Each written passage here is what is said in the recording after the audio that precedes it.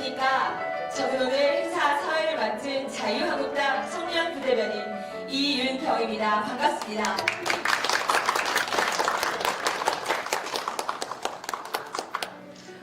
새로운 한 주를 시작하는 오늘, 한 손에는 자유를, 또 가슴에는 경제를 품고 이 자리에 모여주신 많은 분들께 진심으로 감사의 인사를 올립니다. 문재인 정권과 여당이 공수처와 선거 개혁으로 좌파 독주에 몰두하며 민생 경제를 망치고 있는 동안에도 우리 자유한국당은 죽어가는 경제 살리기 위해 또 민생 살리기 위해 쉼없이 달려가고 있습니다. 역시 경제는 자유한국당 아닙니까?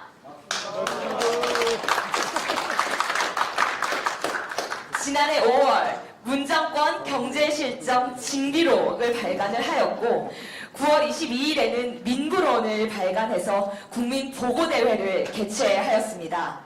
그리고 오늘 이 자리에서 부자되는 정책으로 국민에게 힘을 드리기 위해 최고의 전문가들이 뭉친 드림팀, 경제자문위원단 힘을 드림팀이 출범을 합니다. 네, 그럼 지금부터 자유한국당 경제자문단 힘을 드림팀 출범식을 시작하겠습니다. 먼저 국민의례가 있겠습니다. 모두 자리에서 일어나셔서 정면에 있는 국기를 향해 주시기 바랍니다. 국기에 대하여 경례.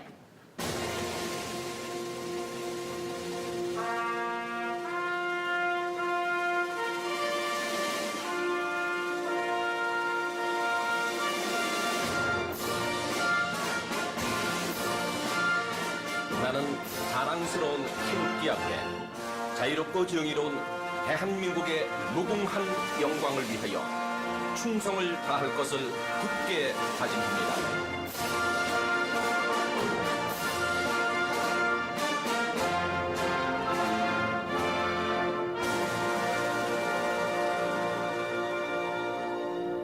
바로 이하의식을 생략하도록 하겠습니다. 모두 자리에 앉아주시기 바랍니다. 국회에서 개최되는 대부분의 정당 행사에서는 식전 행사로 당대표님을 비롯해 주요 내빈분들의 축사를 먼저 듣고 행사를 진행하는 게 관례이지만 오늘 특별히 황교안 대표님께서 자유한국당을 믿고 이 자리에 함께 해주시는 경제자문단 위원분들의 말씀을 먼저 듣는 것이 도리다 라고 사전 당부의 말씀을 해주셨습니다. 이에 따라 6분 자문위원님들의 주제 발표를 먼저 듣고 이후 당대표님을 비롯한 내빈분들의 말씀을 청해 듣도록 하겠습니다. 참고로 본 행사는 자유한국당 유튜브 채널 옳은소리에서 지금 생중계되고 있습니다. 행사 종료 직후 다시 보기 서비스도 제공될 예정입니다. 옳은소리 방송에 좋아요, 구독 버튼 눌러주시고 또 알람 버튼 눌러주시면 언제나 우리 자유한국당의 목소리, 옳은소리를 시청하실 수 있습니다. 그럼 이제 첫 번째 강연자 소개해 드리도록 하겠습니다. 모든 국회 토론회에서 늘 첫 스타트를 끊어주시는 분이십니다. 앉으나 서나 늘 한국 경제만을 생각하시는 미스터 이코노미 연세대학교 양준모 교수님이신데요. 오늘은 왜 지금 민부론인가 라는 주제로 강연해 주신다고 합니다. 여러분 양준모 교수님을 큰 박수로 맞이해 주시면 감사하겠습니다.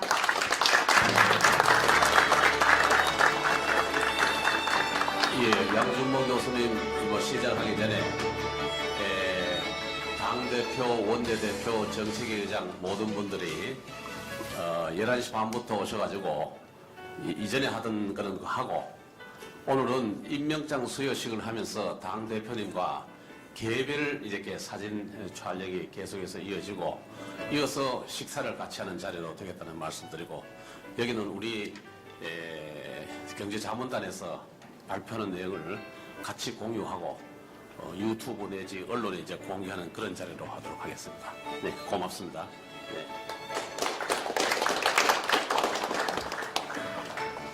네, 안녕하십니까. 여수대학 양준모입니다. 네, 못 살겠다 갈아보자. 민부론이 대안이다. 네, 다시 인사드리겠습니다.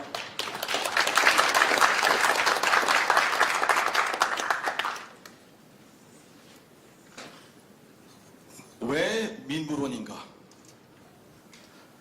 혹시 우리 그동안 애써주신 김광희 의원 왜 민부론인가 한마디로 정리해 주실 수 있겠습니까? 국가가 하는 것보다는 인간이 하는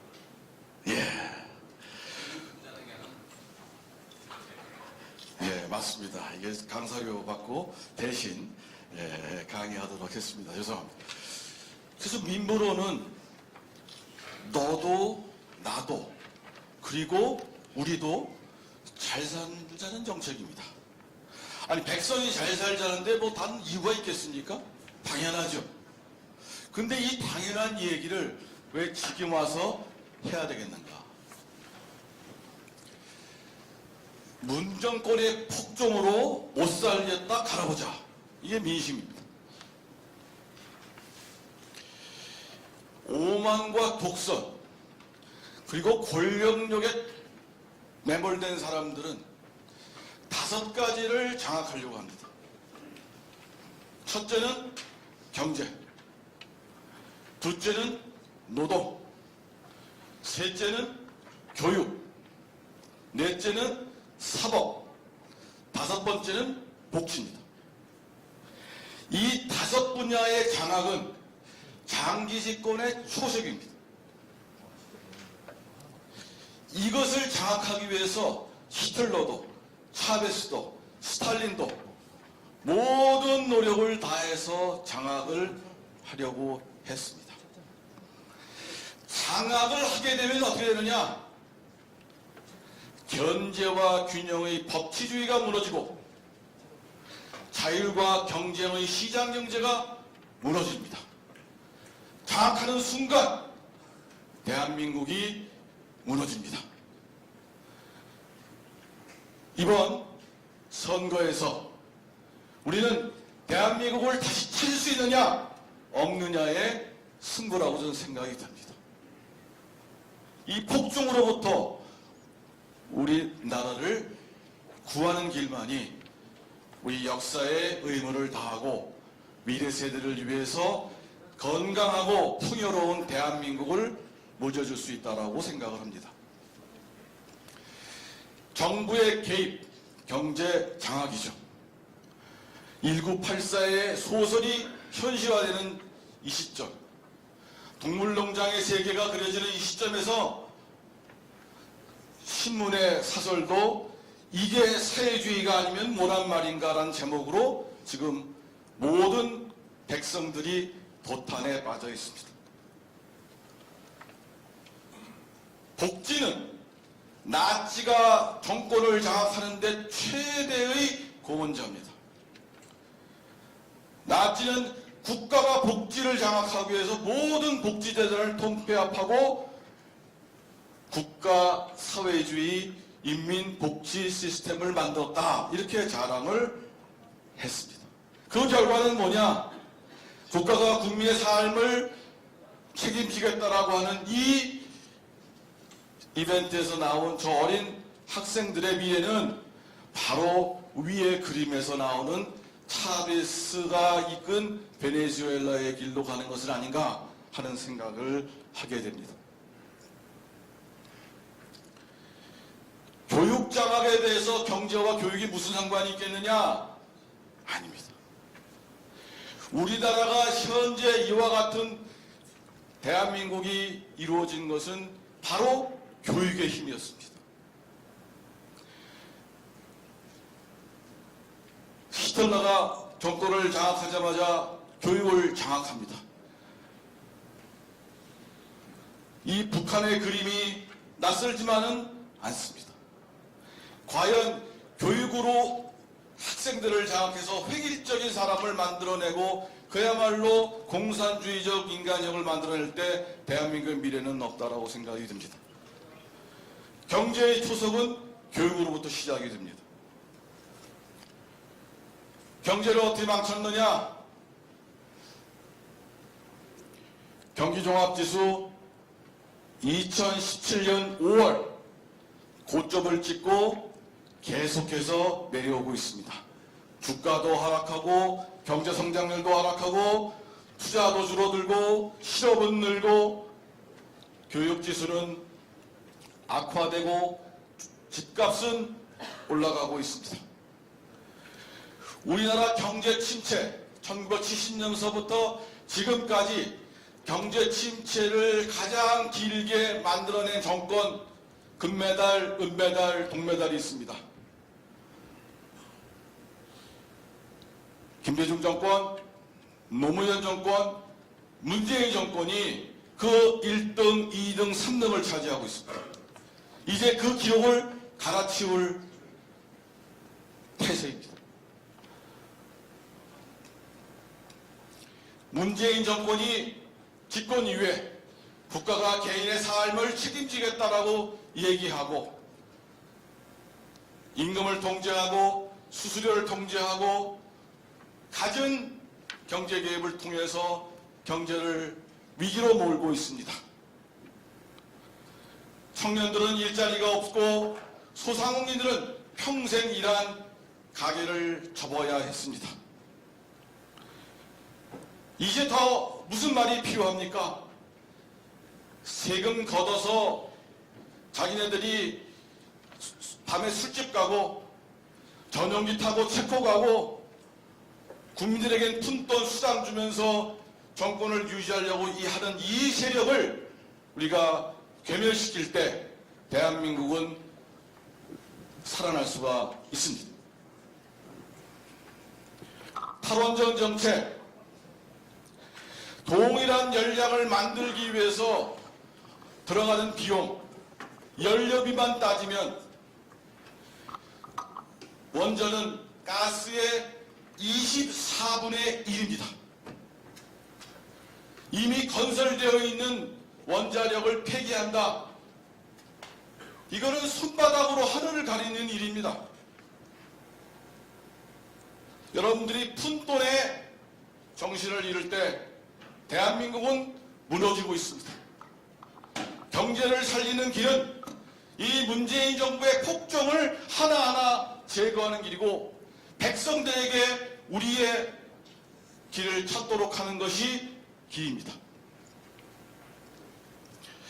통계가 마음에 안 들면 통계청장 바꾸고 경제가 잘못되면 야당 탓, 언론 탓, 국민 탓하고 법이 마음에 안 들면 패스트트랙 타고 수사가 마음에 들지 않으면 법무장관 바꾸고 이것도 저것도 안 되면 토착 외구 논쟁하고 공기업도 낙하산, 사기업도 낙하산, 자기 편이면 완장 채워서 위원회에도 낙하산, 완전히 대한민국을 파탄냈습니다.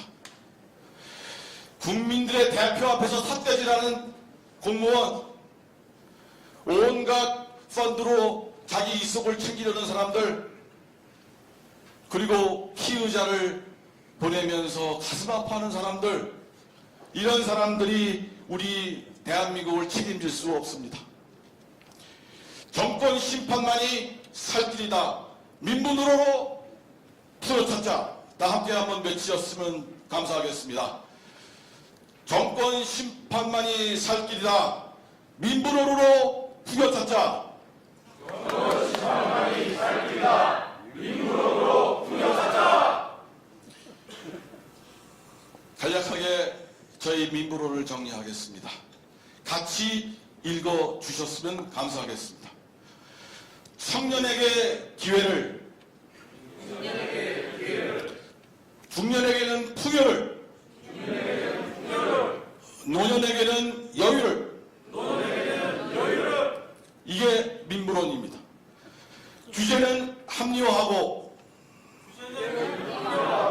자유는 강화하자, 성장 동력은 촉진하고, 규제로 경제 발목 잡기 그만하자.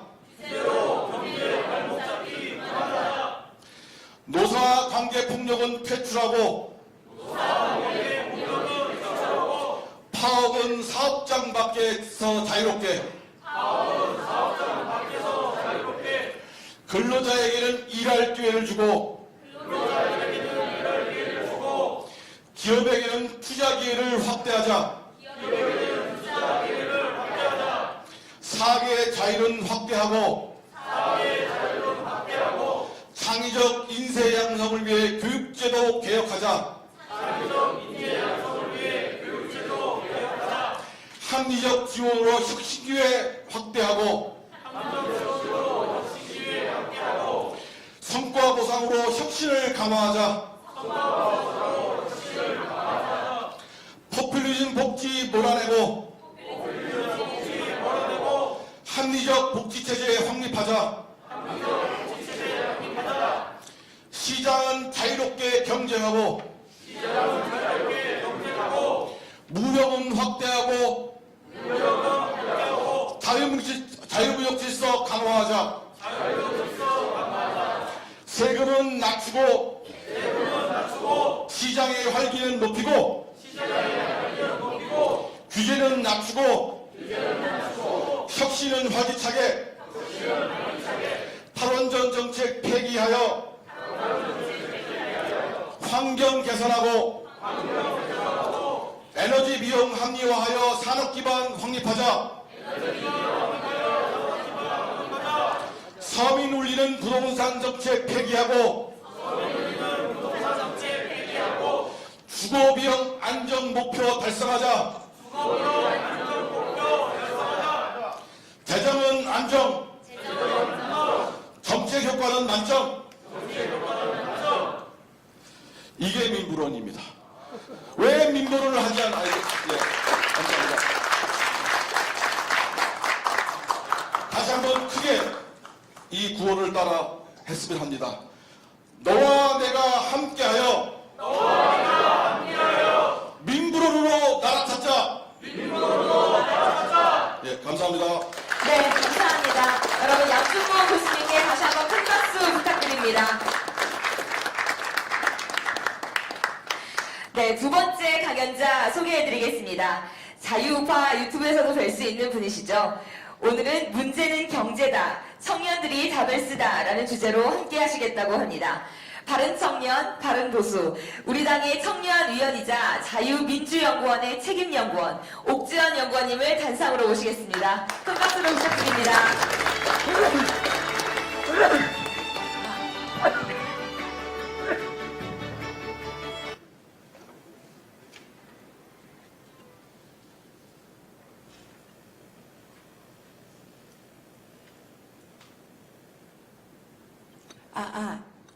네, 안녕하세요. 내 일이 있는 내일을 여는 청년보수 옥지원입니다. 저는 바로 본론으로 들어가겠습니다. 2020년 최대 경제 이슈는 다른 것도 아닌 청년 실업 및 고용 문제입니다. 여기 그래프에서 보시다시피 2020년 서울 시민들이 꼽은 1등 경제 이슈로 청년 실업 및 고용 문제가 압도적인 1위입니다. 그리고 속보, 지난 며칠 전에 나온 기사인데요. 25세에서 29세 실업자율이 한국 7년째 OECD 1위를 하는 불명예를 안았습니다. 우리 청년들은 SOS를 보내고 있습니다. 우리 청년들이 급속도로 가난해지고 있습니다.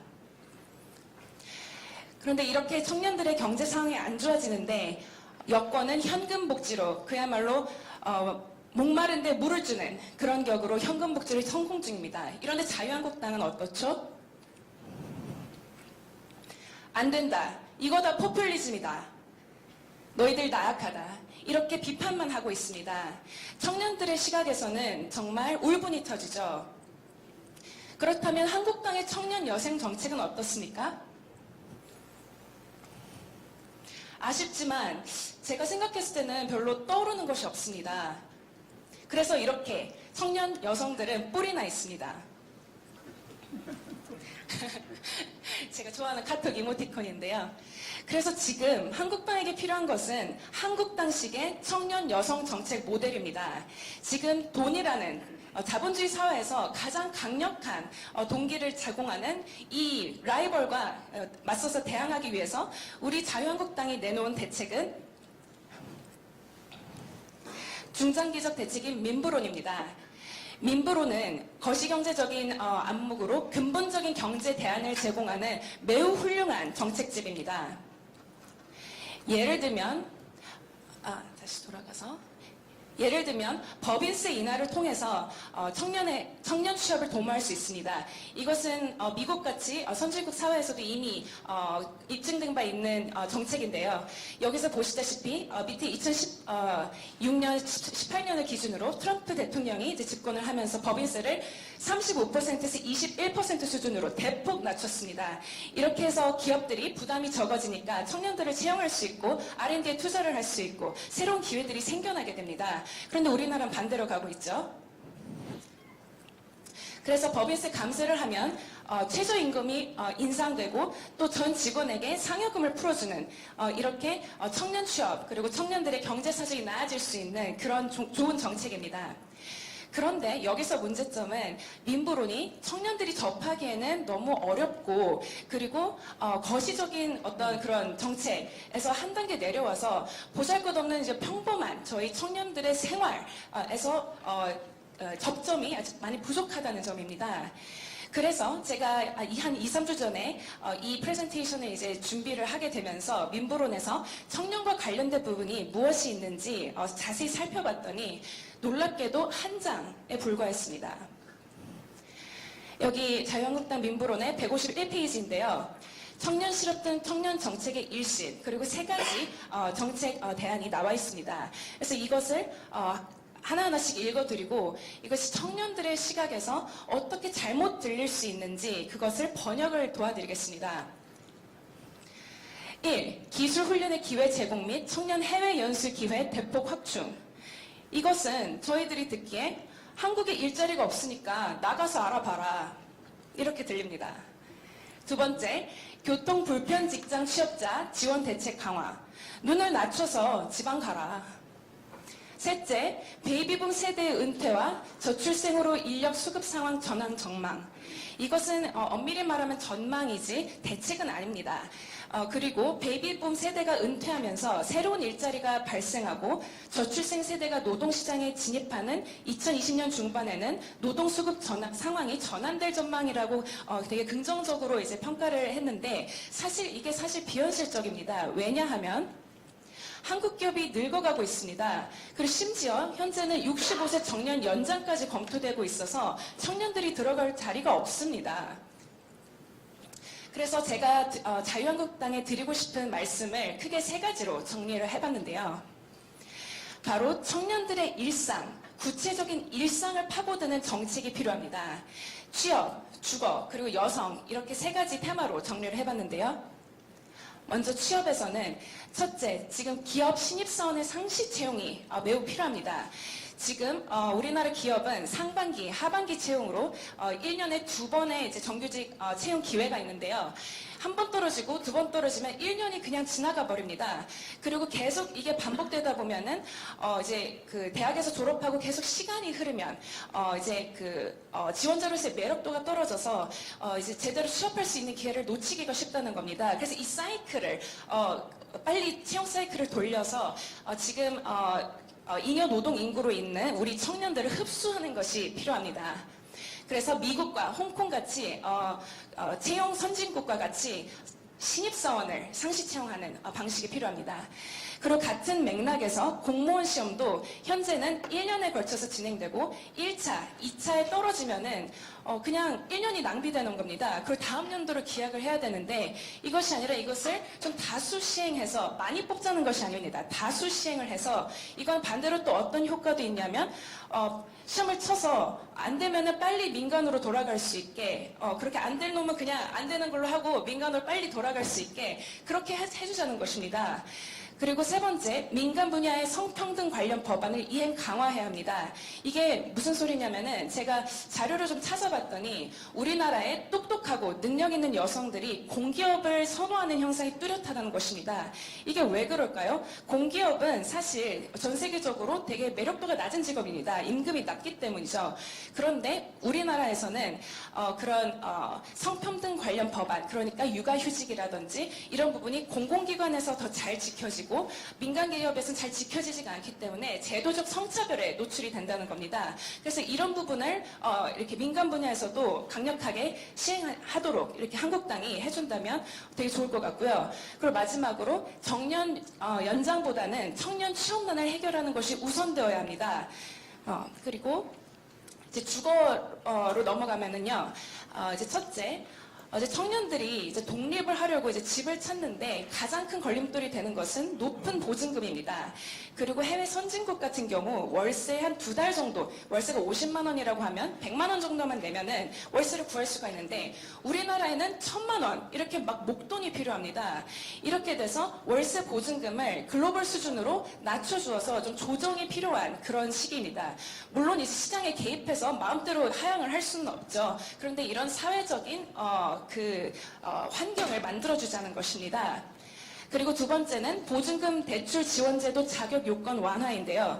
현재도 이런 제도가 있습니다. 그런데 문제가 뭐냐면 하위 20%가 극빈 계층에만 이렇게 포커스가 되어 있어서 많은 청년들이나 더 많은 국민들이 혜택을 볼 수가 없게 돼 있다는 것입니다. 그래서 이걸 완화시켜서 좀 더 대중화시킬 필요가 있고요. 그리고 청년 주거 빈곤 문제 해결 의지를 자유한국당이 천명해서 청년들의 정말 이런 주거 문제, 정말 먹고 자고 이런 문제 아닙니까? 이걸 해결해 주겠다는 그런 의지를 좀 보여줬으면 좋겠습니다. 지옥고라고 들어보셨습니까? 저도 이거를 조사해보다가 알게 된 건데요. 지하방, 옥탑방, 고시원입니다. 청년 주거 빈곤 문제를 한 키워드로 담아낸 건데 너무나 지금 우리의 현실입니다. 예.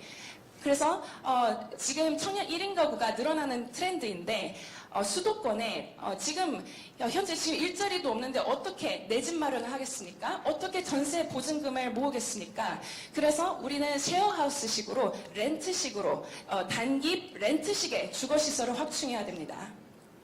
이 부분 좀 제가 좀 이렇게 짚어서 강조해서 말씀드리고 싶고요. 그리고 제가 이제 여성이니까 제가 2가지만 말씀을 드리겠습니다.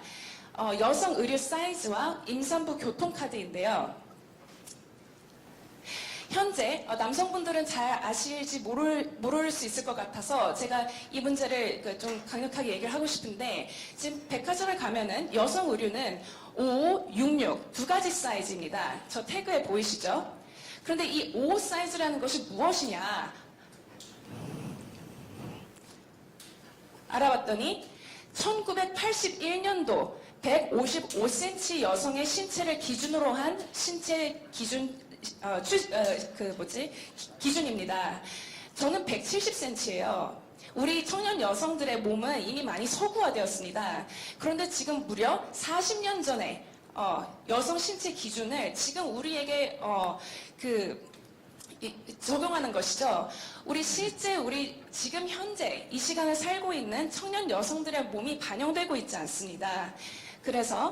그리고 또 프리사이즈라는 것이 있는데 이게 말만 들으면 되게 넉넉하고 이런 것 같은데 실제로 우리 일상생활을 보면 프리사이즈가 55보다 작습니다. 그래서 55 사이즈는 가슴둘레가 85cm인데 프리사이즈라고 하는 옷들이 82cm, 72cm로 프리가 아닌 겁니다. 그래서 지금 여기 보시다시피 여기 이제 여성분들의 댓글인데요. 사이즈 좀 다양하게 만들어라. 말라깽이들만 사는 나라도 아닌데 왜 죄다 아동복 수준? 그리고 기재된 치수랑 직접 입어보는 거랑 또 다르다. 키, 골격 크기가 다 다른데 왜 옷은 2가지 사이즈밖에 안 만드냐? 다른 나라들은 사이즈가 여러 개인데 우리나라는 거의 다 딸랑 55, 66 2 사이즈. 너무해. 맞는 말입니다. 어떻게 여성의 신체를 2 사이즈로 할 수가 있습니까? 정말 이거는 정말 굉장히 이거는 뭐라고 해야 될까요? 진보나 보수랑 상관없이 여성이라면 정말 생활에서 불편을 느끼는 점이기 때문에 상당히 파괴력 있는 정책이라고 생각합니다. 이런 청년 여성들의 불편을 해소해 줄 수 있다면 자유한국당이 이런 면도 있었네 하면서 굉장히 환영받을 수 있으리라고 저는 생각합니다. 그리고 두 번째는 이제 임산부 교통카드인데 지금 우리나라의 대표적인 임산부 배려 정책으로 임산부 배려석, 지하철 임산부 배려석이 있습니다. 그런데 이것이 이제 본질로 들어가면 이제 앉게 해주겠다는 건데 이게 조금 부족합니다. 그리고 임산부 그래서 교통복지 차원에서 조금 더 들어가면 임산부에게 버스, 지하철을 무료로 해준다던가 또는 택시를 그 임산부가 배가 불러오면 거동이 불편해지지 않습니까? 정말 필요한 것은 저는 사실 택시라고 생각해요. 그래서 택시를 뭐 50% 할인된 수준으로 1년간 탈 수 있게 해주는 임산부 교통카드가 있다면 어떨까라고 생각을 해봤습니다. 그런데 이게 갑자기 없는 것을 만들어내지 않아도 되는 게 지금 우리나라에 이미 국민 행복카드라는 임산부 카드가 있습니다. 그래서 지금 여러 가지 혜택이 이제 있는데요. 이제 뭐 진료비라던가 이런 뭐 바우처 이런 게 있는데 여기에 교통카드 기능만 추가하면 어떨까? 저는 이런 생각을 한번 해보았습니다. 그렇다면 한국당의 청년 여성 정책이 이렇게 환영받고 있을지 않을까? 이렇게 한번 생각해 봅니다. 네, 경청해 주셔서 감사합니다. 네, 감사합니다. 다시 한번 큰 박수 부탁드립니다.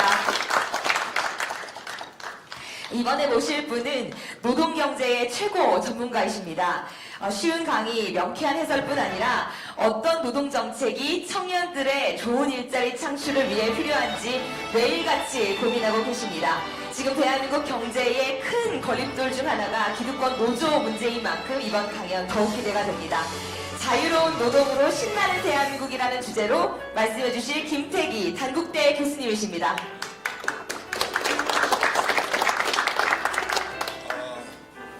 우리 제자들이 좀 꿈을 피우고 우리 국민 모두가 능력을 이렇게 발휘할 수 있도록 이 고장난 대한민국 노동시장을 바로잡는 게 꿈인 저 단국대 김태기 교수입니다. 감사합니다. 혹시 여러분 M4 세대라고 들어보셨나요? M4 들어보셨어요? 아마 3포, 5포, 7포 이렇게 나가죠. 이게 뭘까요? 이게 청년들의 절규를 이야기합니다. 결혼도 포기하고 취업도 포기하고 아예 인간관계까지 포기하는 이게 지금 4, 5, 7로 나간 거죠. 이제 M4까지 갑니다. 청년이 아프다 그런다면 했던 게 뭐냐면 청년 수당 줄게, 청년 배당 줄게. 다 청년들은 알고 있습니다. 자기한테 돌아올 빚이라고 하는 거를. 정말 청년들 환장하는 거죠. 앞으로 뭐를 더 포기하란 말이냐. 그게 바로 M4 세대입니다. 근데 이 M4 세대가 청년만의 문제일까요?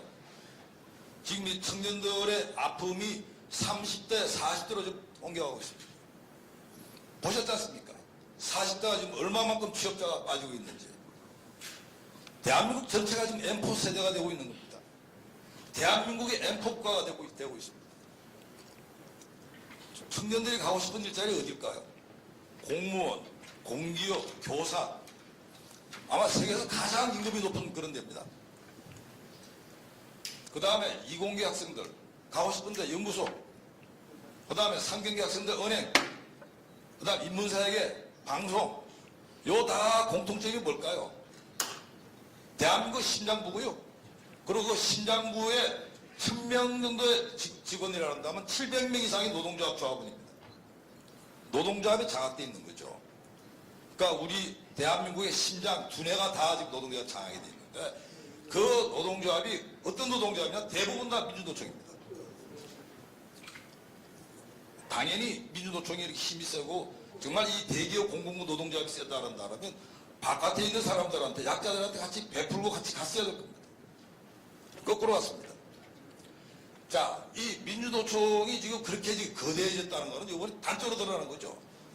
문재인 정권은 민주노총이란 호랑이 등에 지금 타고 있는 존재입니다.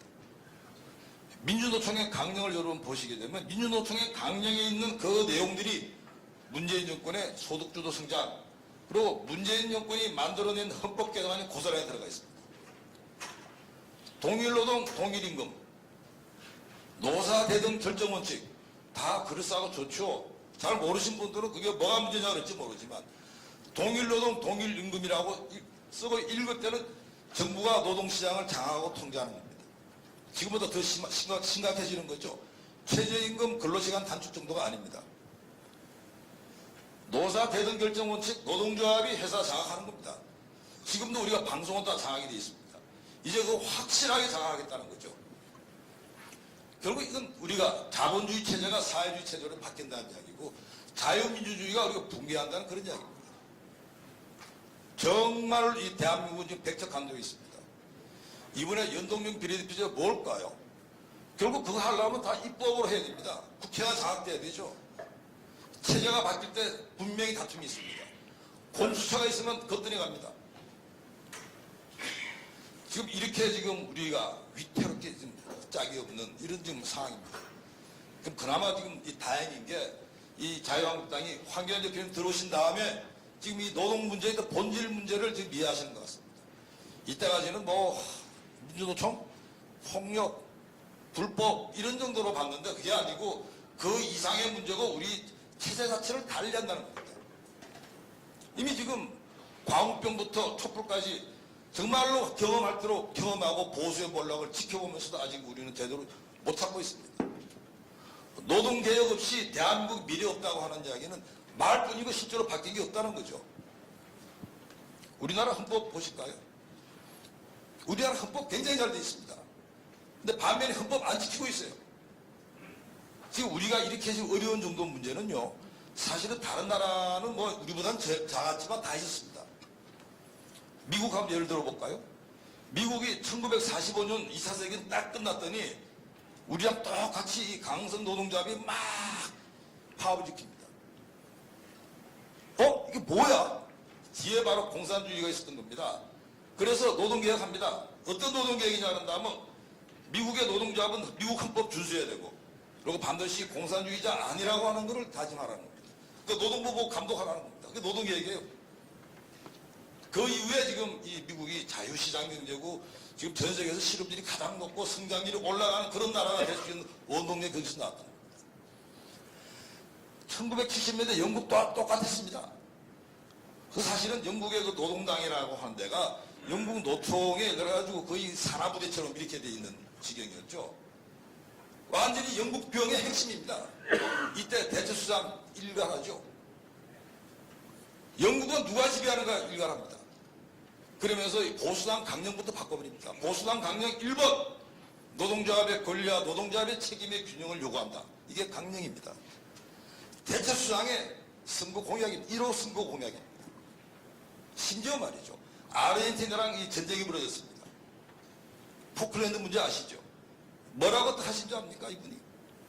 영국의 자유와 번영을 흔드는 건 아르헨티나가 아니고 영국의 노동조합이라고 외치면서 노동개혁 밀어붙였습니다. 그렇게 했더니 한 10년 열심히 싸웠더니 영국병 싹 사라지고 오늘날 영국이 된 겁니다. 아마 여러분 우리가 프랑스 마크롱 대통령 요즘에 굉장히 우리나라 인기를 끄는 것 같은데 이 양반 지금 이야기하는 거 보면 대한민국의 자유창의 이야기를 너무나 많이 합니다. 핵심이 뭘까요? 노동조합의 특권을 내려놓으라는 거고 그리고 일하고 싶은 사람도 일하게 해주라고 하는 게 마크롱 노동개혁의 핵심입니다. 우리랑 똑같거든요. 그래도 청년 실업률이 어마어마하게 올라갑니다. 지금 우리가 청년 실업이 25%인데요. 프랑스가 보다 좀 더 높았습니다. 뭐 그냥 노동조합이 파업나고 난리였지만 어떻게 해요? 결국 마크롱 그대로 뚝심 있게 무릎 뻗쳐가지고 프랑스 굉장히 좋아졌습니다. 독일은 어떻고요? 우리는 뭐 독일 그러면 그냥 뭐 지상 낙원처럼 생각하는데 천만의 말씀. 독일도 유럽의 등자라고 조롱받았습니다.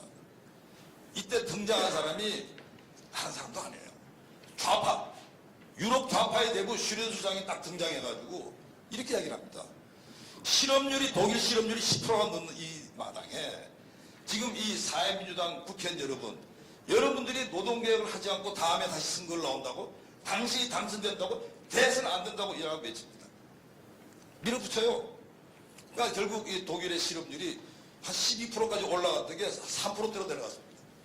세계금융위기 나가지고 다 흔들흔들할 때 독일 끝도 없었습니다. 우리나라는 아마 인구가 비슷하고 경제가 비슷한 나라가 아마 이런 나라일 겁니다. 뭐 이태리, 그다음 스페인, 조금 더 따지면 그리스 이런 나라들인데요. 이건 지금 완전히 문재인 정권 그대로입니다. 공공부문 왕창 들여놨죠. 복지 엄청 퍼부었죠. 당연히 실업률 올라가고 경제기 온 겁니다. 어쩔 수 없다 밀린 거예요. IMF부터 EU 전부 다 당신들 개혁해 노동개혁을 했습니다. 아니 그 30% 훨씬 넘는 실업률이 불과 몇 년 사이에 실업률이 10%대로 빠진 거죠. 다 자기 조국을 떠나던 청년들이 다시 이 자기 나라로 오고 있습니다. 지금 답은 나와 있는 거예요. 문제는 얼마나 용기가 있고 우리가 얼마나 뚝심 있느냐의 문제만 좀 남아있는 겁니다. 우리가 헌법대로 경제민주화 해볼까요? 경제민주화 뭐라고 되어 있습니까? 경제주체에 이행한 게 좋아라고 이렇게 되어 있습니다. 당연히 대기업 공공부문 노동조합 같이 책임을 져야죠. 그 다음에 우리 경제질서는 자유와 창의라고 한다 그랬습니다. 일하고 싶은 사람 일하고 투자하고 싶은 기업 더 투자하게 만들고 정부는 일하고 투자할 수 있도록 규제를 풀고 그거 하라는 겁니다. 만약 그렇게 되면요 우리가 뭐 M4 세대 싹 없어집니다. 호프, 희망 세대로 바꿀 수가 있죠. 그러니까 사실 지금 우리가 이 문제에 대해 가지고 이런 사람들이 있어요. 야 우리가 그거 가능하냐 이야기를 하는데 사실은 여러분 대만과 홍콩 보셨죠? 대만 홍콩이 어떤 변화가 있었습니까? 다 이 대만 홍콩이 중국에 어마어마하게 눌려 있었는데 여기에 등장했던 게 바로 이거죠. 자유가 없이 미래도 없다는 겁니다. 자유가 없이 대만의 미래도 없고 자유가 없이 홍콩의 미래가 없기 때문에 이 중국과의 맞섰던 겁니다.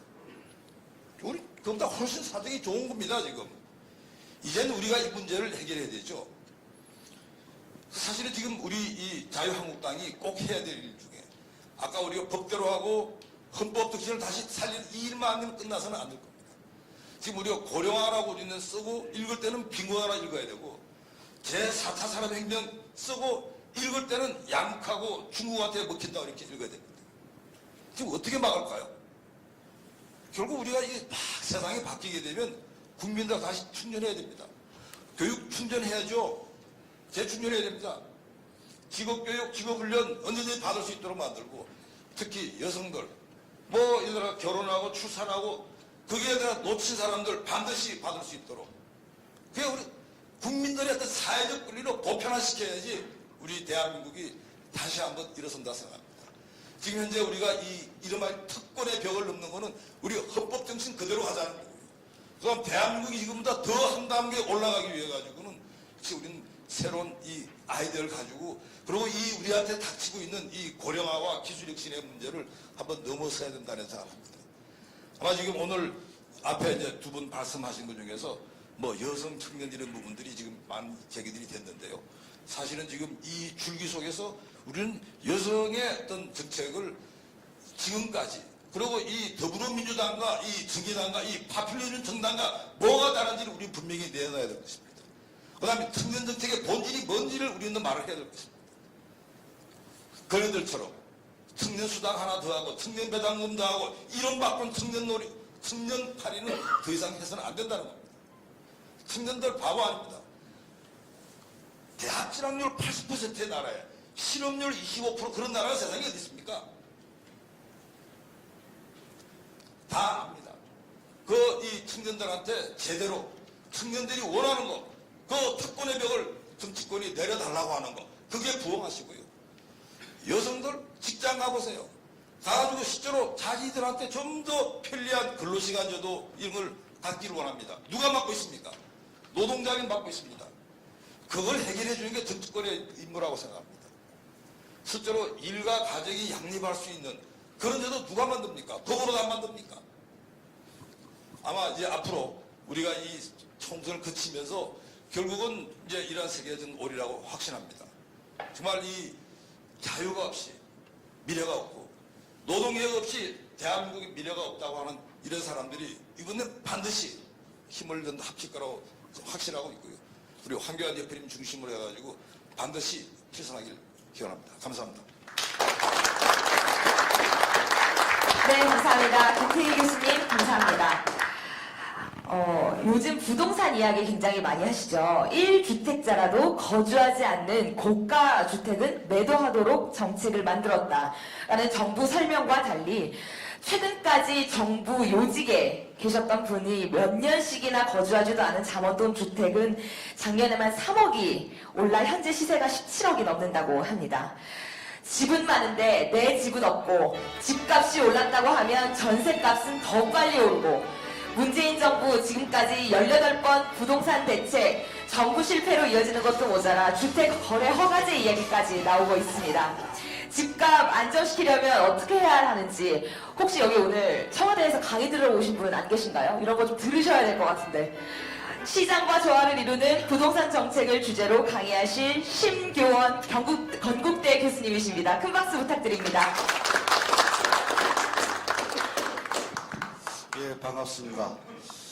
최근에 전세가가 폭등해서 이제 전세 난민이 곧 될 것 같습니다. 저도 예, 뭐 건국대 부동산학과 있습니다. 부동산학과 교수가 전세 난민 된다니까 사람들이 좀 웃더라고요. 저도 집은 옛날에 샀었고 아기 때문에 아기를 키우려고 강남에 갔다가 아마 올해는 확실하게 쫓겨날 것 같습니다. 워낙 폭등해가지고 1년에 한 1억 5천 정도 오른 것 같아요, 전세값이. 그래서 이제 더 이상은 못 버틸 것 같습니다. 왜 시장이 우선돼야 되는가 합니다. 여기 보면 막스 그림 오래간만에 보시죠. 뭐 막스가 말한 공산주의 또는 뭐 사회주의, 자본주의 얘기하는데 효율성과 형평성에서는 또는 불평등성 뭐 이런 것들 봤을 때는 뭐 자본주의 시장이 월등하게 나왔죠. 근데 요즘은 막스 얘기하면 큰일 나는 것 같습니다. 막스 얘기 안 하고 예전엔 재작년부터 나온 게 헨리 조지라는 사람이 나왔습니다. 막스하고 비슷한 것 같아요. 그냥 토지 본개념 하자 이렇게 하는 건데 세계적으로 그런 개념은 조금씩은 다 쓰고 있는데 그 본격적으로 쓰는 나라는 없습니다. 근데 그 막스 얘기를 왜 안 하고 헨리 조지를 하냐? 뭔가 좀 그럴듯해 보이지 않습니까? 막스 얘기하면은 뭐 간첩 같고, 근데 이제 헨리 조지 얘기하면은 뭐 미국 학자예요. 또. 그러니까 이제 괜찮은 게 아니냐는데 그 사람 이런 협회들은 다 있는데 실제 그 사람 정책이 집행된 사례들은 거의 없다라고 보시면 되겠습니다. 최근에는 이것들은 이제 그렇게 포장을 안 하고 다르게 포장합니다.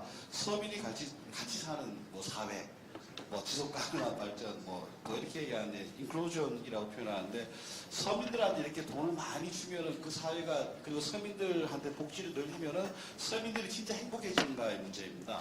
그래서 자본주의 시장주의를 택한 나라와 사회주의 또는 공산주의를 택한 나라에서의 또는 포퓰리즘을 택한 나라에서의 서민들 삶은 극명하게 달라집니다. 공산주의는 더 이상 얘기를 하지 않습니다. 90년대, 80년대 후반 붕괴하고 나서 더 이상 얘기를 안 하고 그 다음 비교하는 게 이게 파웰라라고 하는 남미의 비민촌입니다. 그쪽에서 뭐 퍼주기를 상당히 많이 했죠. 최근에도 그런데 시장이 왜 중요한가 하면은 효율성이 좋다의 논리가 아니고 이제 서민들도 적정 수준의 삶을 유지할 수 있도록 하는 게 시장주의다. 이런 식의 전환이 좀 필요한 게 아닌가 싶습니다. 단순하게 형평이 중요한 게 아니고 사회주의 포퓰리즘 사회에서는 모두 다 서민들이 더 하향으로 내려가는데 시장주의 상태는 어느 정도 상승된 불평등도는 약간 크지만 상승된 쪽으로 간다. 이런 것들이 이제 주택 같은 경우에도 똑같이 적용되는 것 같습니다. 정부 정책은 역설을 표현했습니다. 작년부터 대통령께서 계속 얘기한 내용입니다. 전국 아파트 값은 정부 출범할 때부터 3.4%니까 아주 나이스하게 올랐습니다. 아주 뭐 물가 상승률 미만으로 올랐으니까 안정적이다라고 보여지는데 재밌는 거는 이제 지방입니다. 지방은 역대 최장으로 빠지고 있습니다. 조금만 더 가면 IMF 수준까지 내려갑니다. 지방은. IMF도 우리 1년 동안 빠진 게 한 10% 정도 빠졌거든요. 이제 한 10% 칠 것 같습니다. 좀 있으면. 그러면 아마 지방은 곡소리 나지 않겠는가. 이 와중에서 이렇게 빠지는데 강남은 참 재밌습니다. 이때가 어떤 때가 하면은 그 8대책입니다. 그 국토부 장관이 휴가가 있다가 뛰어와가지고 정책을 발표했습니다. 그날 아마 법인세 뭐 법인 때문에 참 그 급작스럽게 발표를 했습니다. 그리고 발표하고 일주일 동안 무슨 일이 벌어졌는가 하면은 어느 부서가 무슨 일을 하는지 정리가 안 돼가지고 그 자체 그 부서 정리를 한 일주일간 됐습니다. 우리 부서 아니야, 우리 부서 아니야. 그럼 누구 거야 이게 이 일이? 뭐 그 정도로 급작하게 했는데 그 이후에 폭등합니다 부동산이. 8대책 이후에 가장 강력한 대책이었죠. 강남 아파트 가격인데 이게. 그 다음 이제 폭등하고 좀 쉬고 있는데 갑자기 또 폭등하는데 이때가 9.13 대책입니다. 아주 시기적으로 기가 막힙니다. 그 폭등했다가 이제 정부 말대로 안정에 들어가고 쉬었는데 이때 또 오르기 시작합니다. 이때가 뭐냐? 분양가 상한제입니다. 지금 재밌어하는 건 이 다음에 어떻게 될 거냐? 12, 16 이후에 지금까지 추세 보면 또 폭등해야 되는 거 아니냐? 이런 얘기하고 있습니다. 뭐 우스갯소리로 강남 사람들은 앞으로 계속 내놔라 이런 게 계속 나온다 이런 얘기를 하고 있습니다. 근데 사실 뭐 그렇게까지 갈 수는 없고요. 이렇게까지 정부 정책이 반대로 하면 이제는 좀 왜 그랬는지 고민도 한번 하고 앞으로 어떻게 하면 좋을지를 한번 고민해야 되는데 그런 것들이 좀 아닌 것 같습니다. 강남 집값 하락이 목표인가입니다. 좀 전에 보셨듯이 지방은 거의 뭐 곡소리가 나고 있습니다. IMF 때만큼 지금 IMF 정도로 빠지고 있거든요. 하락기를 보면 최근에 많이 올랐다가 빠지는 거긴 하지만은 이렇게 빠지는데 강남이 이제 빠지기 시작하면은 지방은 갑자기 올라갈 것이냐. 지방은 더 하락할 것이다. 최근 대통령 발언을 보면은 그 강남이 여기서 여기까지 가야 되는 게 아니냐 이런 얘기를 하고 있습니다. 그럼 거의 30%거든요. 우리가 IMF 때 아파트 값이 한 15% 빠졌습니다. IMF 2배로 빠지는 거예요. IMF 때 우리가 노숙자가 한 30만 명이 나왔는데 한 30% 빠지면 제가 보기에는 뭐 지방도 한 10% 빠질 거고 아마 노숙자가 한 50만 이상 나오지 않을까 저는 그런 생각인데 30% 빠진 거는 국가적 재앙에 가깝습니다. 그런 얘기는 절대 내서도 안 됩니다. 여기 집값들이 이제 이게 맨하탄에서 제일 비싼 집, 런던에서 제일 비싼 집, 한국에서 제일 비싼 집입니다. 한 5억 합니다. 평당. 홍콩도 평당 5억하고 런던 집이 좀 떨어졌습니다. 요즘 파운드가 떨어져가지고 한국으로 환산하면 한 15% 20% 떨어졌죠. 뭐 상해 같은 경우에 평당 한 3억 2천 합니다. 제일 비싼 아파트가. 그 베이징은 한 2억 8천 하고요. 도쿄도 제일 비싼 건 한 3억 가까이 하고요. 우리 제일 비싼 아파트입니다. 한 1억 합니다. 대한민국이 상해한테 3분의 1 가격밖에 안 됩니다. 그게 뭐 맞는지 틀린지 모르겠지만은 제가 보기에는 특정 지역 아파트 가격의 최고가 아파트를 비교해 보면은 대한민국이 비싸다는 증거는 없습니다. 그리고 서울시 주택이 비싸다고 했을 때 보통 저도 비싸다고 느끼고 있습니다. 근데 국제 비교를 했을 때 세계 글로벌 도시 한 10대 도시나 20대 도시를 비교했을 때는 그냥 평균 수준에 머문다가 이제 정설입니다. 그래서 지금 뭐 국민들한테 이런 얘기는 좀 안 먹히겠지만은 비교를 해보면 그렇다는 겁니다. 가격 억제책입니다. 이거 분양가 상한이나 뭐 임대료 상한이나 똑같습니다. 이렇게 가격을 낮추면 공급도 줄어들어가지고 이제 사회적으로 이만큼 손실이 난다. 공급자만 손실이 아니고 소비자들도 손실이 있다. 교과서에 나온 내용입니다. 근데 여기서 이건 이유 있습니다. 시세 차익. 이만큼 시세 차익을 청약자들은 먹습니다. 서울시에서는 서울 시내 아파트라 그러면 한 5억에서 10억 먹습니다. 이거 뭐 한번 해볼 만하죠. 최근에 재혼을 많이 한답니다. 자녀를 가진 사람들끼리. 가점이 높아지기 때문에. 그렇게 해서 뭐 5억, 10억을 가져간다 해서. 근데 이렇게 차익이 생기면은 확률은 점점 떨어집니다. 실제 로또처럼 막 되어가고 있습니다. 확률이 점점 떨어지죠. 공급이 좀 늘어나야 되는데 사실 이런 정책들은 그 사회적으로 굉장히 나쁜 정책이다 해서 교과서에 계속 나옵니다. 저는 깜짝깜짝 놀라는 게 모든 경제학계로는 이 그래프가 있습니다. 제가 이제 최근에 바뀌었나 싶어서 맥큐 경제학을 보니까 이 그림이 그대로 있습니다. 그래서 대학 교수님들 다 반성하셔야 돼요. 20대, 30대가 이런 정책의 찬성도가 7, 80%입니다. 교과서 때 하지 말라고 돼 있는데 지금 다 찬성을 하는 게 이상하죠. 그리고 임대료 상한제도 똑같은 그래프를 표현해서 하고 있습니다. 임대료 상한제 하면은 나빠진답니다. 경제학자들께 하는 우스갯소리가 있습니다. 도시를 파괴하는 가장 효율적인 방법은 미사일입니다. 우리 미사일 기업도 있죠. 북한에서. 두 번째로 효율적인 방법은 임대료 상한제입니다. 임대료 상한제를 하면은 도시를 파괴할 수 있다. 이런 얘기들이 교과서에도 실려 있습니다. 그래서 그런 것들을 봤을 때 이게 성공하겠는가 그렇게 볼 수 있겠죠. 그 다음에 세금으로 집값 잡히는 거 아닙니다. 제가 국기세 얘기를 놔뒀습니다. 우리가 이제 양도세, 보유세인데 보유세는 높이고 양도세 낮추는 게 맞다입니다. 우리는 둘 다 높이고 있습니다. 보유세는 아주 뭐 평균보다 약간 낮은 편이고요. 양도세는 OECD 국가 중에 제일 높습니다. 봤을 때 보유세가 높으면은 불평등도 개선된대요. 이 두 나라가 보유세가 세계적으로 높은 나라입니다. 이 두 나라는 불평등도가 세계적으로 또 높은 나라예요. 보유세가 높으면 평등해져야 되는데 그렇지 않다는 거죠. 독일은 또 재밌습니다. 보유세가 아주 낮은 나라입니다. 우리보다 훨씬 낮습니다. 근데 아주 형평한 나라로 평가를 받고 있습니다. OECD 국가에서.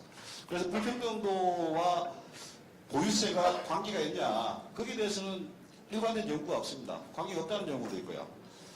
그 다음에 이제 보유세가 높으면 집값이 잡힌다라고 정부에서 하고 있습니다. 보유세가 높으면 집값이 잡힌데 과연 그런가? 이 나라하고 이 나라 두 개가 그 보유세가 세계적으로 제일 높아요. 저는 집값이 안정적이어야 되는데 2000년대 초반에 굉장히 폭등한 나라입니다. 우리 2배씩 뛰었어요. 우리나라보다. 우리나라 특히 그때는 뭐 세 발에 피다 이럴 정도였는데 그리고 이 나라는 보유세가 굉장히 낮은 나라였습니다. 낮아서 그럼 집값이 개판이 돼야 되는데 2000년대 초반에 좀 안정적이었다가 최근에 폭등했습니다. 그래서 보유세하고 집값 안정성이 있느냐 여기에 대한 연구도 거의 없다고 보시면 됩니다. 그래서 보유세 자체가 그런 게 아니죠. 그다음에 요즘 양도세로 세계 최고 수준 올라갔습니다. 양도세가 그렇게 올라가다 보니까 매물이 없어지고 그래서 전세 난민들도 생겨나고 있습니다. 그래서 보유세와 양도세에 대해서 정부에서 하는 말들이 과연 그런 시장 효과가 있다라는 거의 객관적 연구가 없습니다. 부동산 분양가 상한제 같은 경우에도 논문을 한 10편 있다 그러면 한 9편 정도는 가격에 영향이 없다고 나옵니다. 한 편 정도가 아주 제한적으로 영향이 있을 수 있다 이런 논문들이 있거든요. 그 다음에 공급이 충분하다고 하고 있습니다. 공급이 충분한데 왜 집값이 오르느냐. 학교에서는 한 15년 전부터 그런 얘기 했습니다. 서울시의 집들은 일시에 다 노후화가 됩니다. 일시에 지었기 때문에. 그래서 재건축 재개발을 서둘러 하지 않으면은 가격이 불안정해질 가능성이 있다. 그 현상이 그대로 나타나고 있습니다. 재건축 재개발을 막으니까 신축 주택이 없고 그럼 그 주택이 가격이 폭등하고 나머지 따라오르는 그런 현상이 나타나고 있습니다. 그리고 부동산 국민공유라는 이상한 개념도 나오고 있는데 저는 이 개념이 뭔지 모르겠습니다. 옛날 지금 만들어서 하는데 아니 공유라는 말이 있으니까 심플하게 얘기하면 베트남이나 중국이나 국가가 땅을 갖고 있습니다. 그 나라들 집값이 가장 불안하게 있습니다. 대도시 값이. 그래서 공유세라는 게 안정화의 기반이다라고 보시면 되겠습니다. 대출규제 얘기가 나왔습니다. 대출규제 주기가 아파트가 이렇게 변했고요. 12, 16 대책에서는 강력한 규제 대책이 나왔습니다. 저는 이 규제책 보고 최근에 나온 얘기가 이제 부동산 거래 허가제 이런 얘기가 나와 있습니다. 거래 허가제를 보고 제가 따졌습니다. 그런 제도를 시행한 나라가 있습니다. 공산주의 말고. 나치였습니다. 나치 때 부동산 거래 허가제를 시행했습니다. 그게 가격이 잡혀서 안 잡혔습니다. 안 잡히니까 어떻게 하느냐? 그 다음 수순이 뭐냐면 이동 허가제가 있습니다. 이주 허가제. 그러니까 수요가 많은 강남에 가는 사람을 잡아야 될까요? 강남 이주를 제한하는 겁니다. 아마 저는 요번 정부에서 3조가 있는지 모르겠는데 수술이 좀 비슷하게 가는 것 같습니다. 그래서 이 대책도 세계적으로 찾아보기 어려운 대책입니다. 이 대책이 과연 어떤 시장의 그런 불안정함을 야기할지는 저도 모르겠습니다. 마지막으로 이제 결론 보면 되겠습니다. 이 그림은 이제 강남의 글로벌 비즈니스 센터 현대차가 샀다가 독박스 케이스입니다. 10조 원에 샀는데 인허가를 3년 동안 안 해줘가지고 인허가 관련 비용만 1조 원 이상입니다. 1조 원. 1조 원 이상이 인허가를 안 해줘서 생긴 비용입니다. 추가로 생긴 비용. 근데 이게 재밌는 거는요. 그 경제 파급 효과 250조 나옵니다. 매년 고용을 5만 명 창출하고요. 근데 이걸 왜 인허가를 안 해줬냐? 그때 기재부하고 국토부가 싸운 게 뭐냐? 기재부는 빨리 주자. 실업도 늘고 경제도 안 좋으니까. 근데 여기서는 집값 오르니까 하지 말자 이렇게 했습니다. 결국 집값 오르니까 안 해줬습니다. 근데 이거는 세계적으로 그런 나라가 없습니다. 고용은 계속 일으키고 그래야지 서민들이 더 잘 사는 건데 고용 늘어나는 경제 늘어나는 걸 막고 집값 잡겠다고 할 정도로 제가 보기에 비정상적인 사고를 하고 있습니다. 보통 이제 이런 정책이 나오면은 기업가들을 더 이렇게 촉진을 해서 경제를 올리고자 하는데 우리는 반대로 하고 있죠. 이 논리의 연장선상은 뭔가 하면은 GDP를 마이너스로 가자는 얘기가 똑같습니다. GDP를 마이너스로 하면 집값 잡힙니다. 그건 어떤 정부에서 나오고 있습니다. 이게 지금 못하게 하게 GDP를 마이너스로 가자고 한 겁니다, 이게. 근데 이런 것들을 많이 하면 어떤 문제가 생기는가 하면은 청년들이라든가 신혼부부라든가 저소득층이 어려웠습니다. 뉴욕에서 샌프란에서 최근에 시장들 바뀌고 할 때 그런 식으로 바뀌었거든요. 경제 성장하는 사람이 떨어지고 서민주택 짓는 사람이 되고 막 이렇게 드블라지오 같은 경우에도 그렇습니다. 왜 그런 일이 나타났냐? 이 사람들이 서민을 깨하는 정책을 했습니다. 보통 이제 시장주의에서는 시장주의를 통해서 서민을 살리는 정책을 서민의 기본을 올리긴 하지만은 거기에 새로운 피해자가 나타나는데 그 피해자를 어떻게 하는 것인가? 그 사람들 위한 주택을 늘려야 합니다. 근데 우리는 그것조차도 재건축 재개발을 막아가지고 거기에 소형주택이라든가 임대주택을 많이 지을 수 있거든요. 그런 것들을 막았기 때문에 공급을 더 고이했고 서민이 더 어려진다. 이렇게 볼 수 있겠습니다. 마지막으로는 인비라는 말이 있습니다. 림비에 비슷한 말인데 yes in my backyard입니다. 지금 선진국 대도시에서 이거 하고 있습니다. 뭐냐? 그 주차장에도 헛간 위에도 집을 짓고 막 그럽니다. 청년들, 신혼부부들 너무 힘들게 산다. 무조건 우리 집 마당에도 집을 지어라. 마당에 작은 집이라 지어서 청년들한테 공급해라. 거의 필사적으로 공급을 하고 있습니다. 우리나라에서 이거 하면 법에 다 걸립니다. 재건축에서 조금 더 올려가지고 청년주택 짓겠다. 그래도 걸립니다. 이런 공급을 풀지 않으면 서민들이 영원히 자산 증식의 사단에 들어가지도 못하고 서민들의 최소한의 주거권도 보장이 되지 않는다. 그래서 시장을 살리면서 이런 것들을 같이 한다면은 서민도 살고 시장이 사는 그런 길이 될 수 있으리라 봅니다. 마치겠습니다. 네, 교수님 말씀 감사합니다. 여러분, 한교안 당대표님 그리고 신재철 원내대표님 입장하고 계십니다. 큰 박수 부탁드립니다.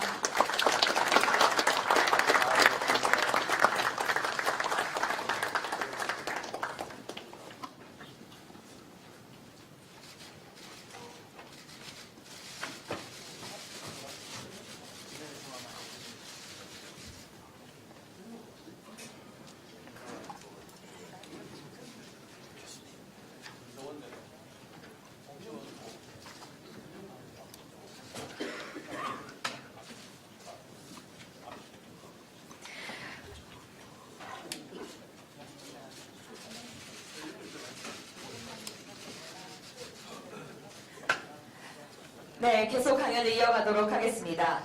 국내 최고의 가상화폐 전문가입니다. 민간 싱크탱크 현대경제연구원 대표이사로 일하기도 하셨습니다. 연설 주제는 4차 산업혁명의 현 주소와 나아갈 길입니다. 이 길을 열어주실 하태영 수원대 교수님 모시겠습니다. 여러분 큰 박수 부탁드립니다.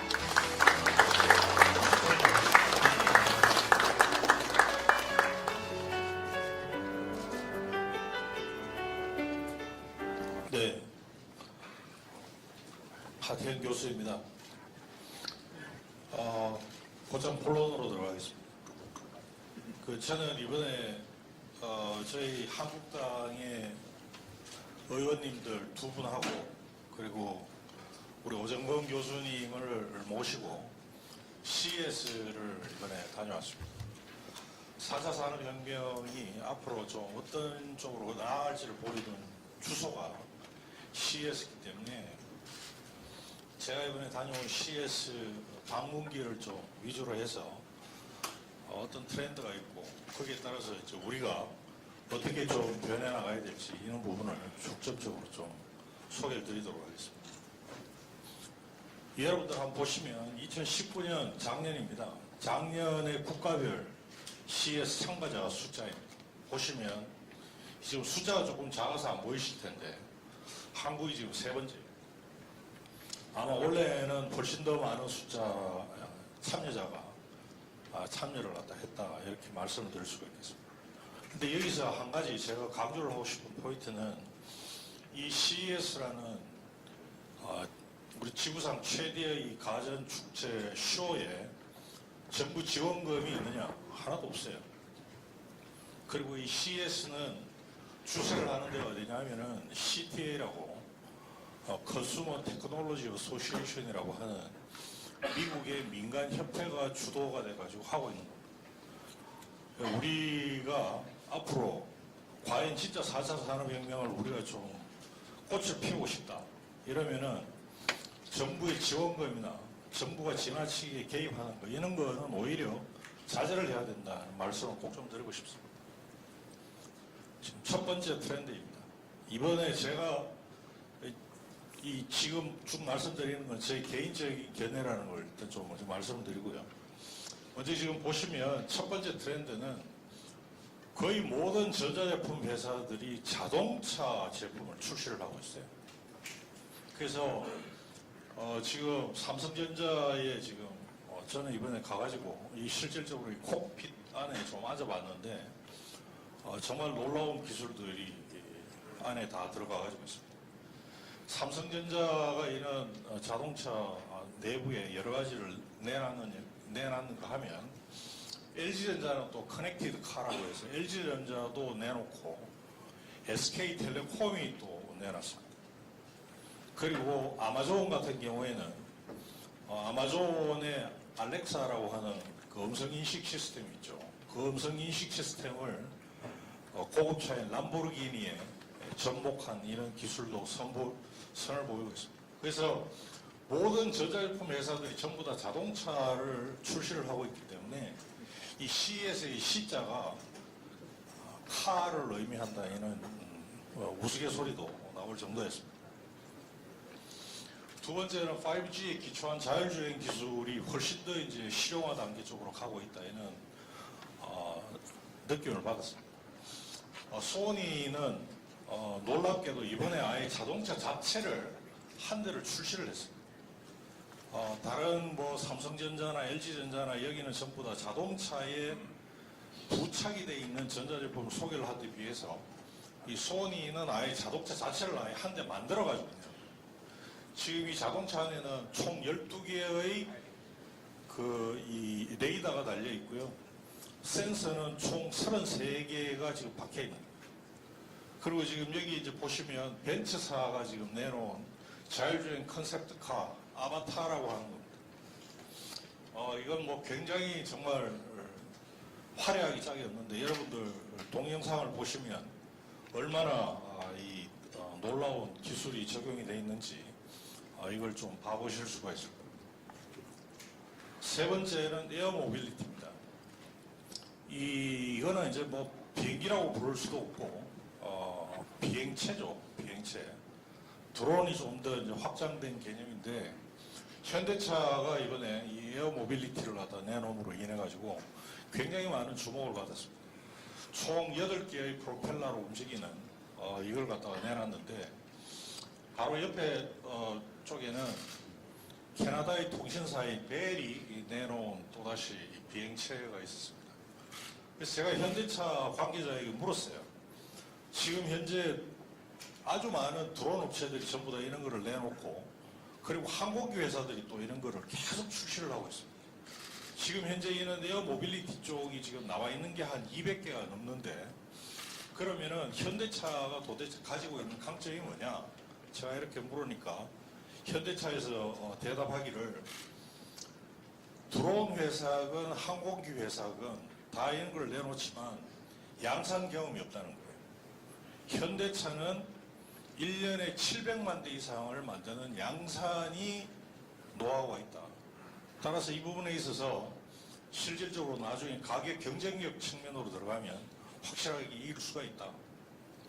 그리고 두 번째는 이게 에어 모빌리티뿐만이 아니고 나중에 이제 말씀드리겠지만 비행기로 간 뒤에 이 비행체로 간 뒤에 지상으로 또 연결이 돼야 된다는 거죠. 그래서 이거를 하나의 시스템화 하는 걸로 나가겠다. 이렇게 그 컨셉을 잡았습니다. 그 다음에 인공지능 기술입니다. 지금 왼쪽에 보이시는 게 삼성전자가 만들어낸 인공인간 네온입니다. 네온 랩에서 이제 만든 건데 실질적으로 이 CES 쇼가 개막 전에 언론을 대상으로 공개를 했고 실질적으로 우리가 가가지고 볼 수는 없었어요. 그런데 보시면 전혀 사람과 육안으로는 도저히 분간을 전혀 할 수가 없을 정도로 정교하게 지금 만들어져 있습니다. 그리고 이 오른쪽은 보면 자동차 부품 회사죠. 이 보쉬에서 만든 인공지능 기술이 적용이 된 선바이저입니다. 이 앞에 투명한 선바이저를 내려놓으면 이 사람의 눈을 갖다가 인식을 해서 햇빛이 어떤 각도로 들어오든지 간에 사람의 눈 부분만 이 바이저를 처리를 하는 이런 기술이 적용이 됩니다. 그래서 인공지능 기술이 굉장히 일반화가 되고 고도화가 되고 있다. 말씀을 드립니다. 마지막으로 로봇 기술인데요. 이 지금 포드사에서 만든 어질리티 로봇인데 이게 지금 현재 CES에 나온 로봇 중에서 가장 업데이트되어 있는 가장 고도의 기술이라고 합니다. 그런데 이 보시면 굉장히 많이 떨어져요. 그래서 아직 좀 갈 길이 멀다. 삼성전자에서 만든 펫봇입니다. 굉장히 좀 귀엽고 이런 기술들이 선보였습니다. 제가 하나 좀 굉장히 우스꽝스러운 게 유일하게 이 선보인 지방자치단체가 서울시입니다. 왜 나온지 잘 모르겠어요. 왜냐하면 이 CES라고 하는 게 최첨단 기업의 기술을 선보이는 데거든요.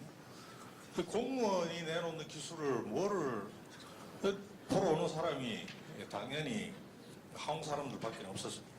근데 여기에 비해서 도요타가 선을 보인 거는 도요타는 우번 시티라고 그래서 도요타시의 도요타가 가지고 있는 투지 공장 바로 옆에 70만 평 규모로 실질적으로 자율주행 AI 모든 것들이 다 들어가 있는 사람들이 거주하는 공간을 갖다가 만들겠다는 계획을 발표를 했습니다.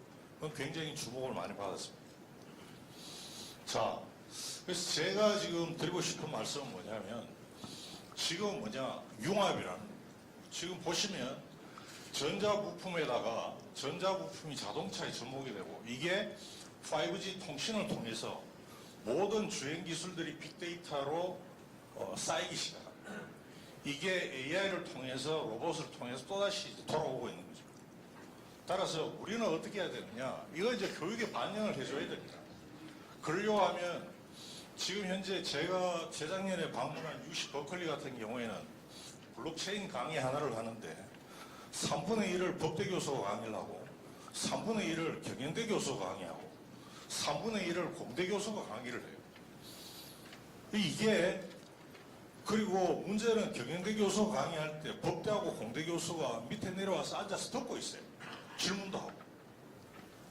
그래서 저는 앞으로 우리나라는 단과대학별로 강의가 구성이 되어 있는데 이 단과대학별 강의 구성 없애야 됩니다. 진짜 융합이 돼야 돼요. 그리고 지금 현재 교육부가 너무 지나치게 간섭을 하고 있는데 이 부분 정말 앞으로 우리나라의 이런 융합 트렌드로 보면 문제입니다.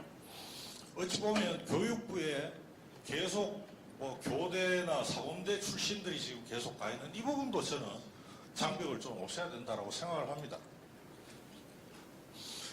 그리고 또 하나 이제 제가 좀 드리고 싶은 말씀은 오바마 행정부 때 이제 나온 이 정책인데요. CS4All이라는 정책이 있어요. 모든 학생들에게 이제 이 소위 4차 산업혁명 시대에 있어서는 모든 학생들에게 컴퓨터 코딩을 가르쳐야 돼요. 이게 전 세계에서 가장 강력한 언어는 이제 영어가 아니고 컴퓨터 언어입니다. 그래서 이제는 정말 대학이건 초등학생이건 어디든 다 이 컴퓨터 코딩을 가리키는 교육으로 우리가 바뀌어나가야 되겠다. 이 말씀드립니다. 그 다음에 두 번째는 이 규제 혁신인데요. 저는 우리 한국당이 정말 어떤 혁신 경제니 창조 경제니 이런 네이밍보다는 정말 규제 혁신에 신경을 써야 된다고 생각합니다. 지금 여기 보시면 이게 그 현대차가 이번에 선을 보인 허버고요. 여기 지금 이 PBV라고 하는 자율주행차가 와서 여기서 이 에어 모빌리티가 뜹니다. 그런데 지금 이 시스템이 2028년도에 상용화가 되는데 현대차에서는 이거를 한국이 아닌 샌프란에서 시작을 하겠다는 거예요. 왜 이렇습니까? 바로 이 규제 때문이죠. 그래서 우리는 이제 앞으로는 정말 이 미국 실리콘밸리를 보시면 정부 지원금이 1%도 채 되지를 않습니다. 반면에 우리는 어떠냐 하면은 정부 지원금에 의해서 다 돌아갑니다. 그러다 보니까 좀비 벤처라든지 정부 용역만 따먹는 이러한 컨설팅 회사들이 계속 양산이 되고 있는 이런 처지거든요. 이게 정말 바뀌어야 된다. 따라서 진정으로 기업이 원하는 건 뭐냐면 정부 지원금이나 네이밍이 아니에요. 규제를 갖다 풀어주는 겁니다. 이 부분을 꼭 좀 말씀드리고 싶고요. 마지막으로 그냥 시간이 없으니까 이 부분만 좀 말씀드리겠습니다. 국민소득이 3만 불을 돌파를 할 때 서비스 산업의 생산성과 제조업 생산성이 완전히 갈리기 시작합니다. 지금 이쪽 미국을 경우를 보시면 3만 불 돌파할 때 미국의 서비스업의 제조업 대비한 생산성 비율은 94%인데 지금 얼마냐? 111%예요. 반면에 독일은 보면은 3만 불 돌파할 때 서비스업은 제조업이 87%밖에 안 됐지만 지금 100%입니다. 불란스는 92에서 100% 올라왔고요. 이태리는 108에서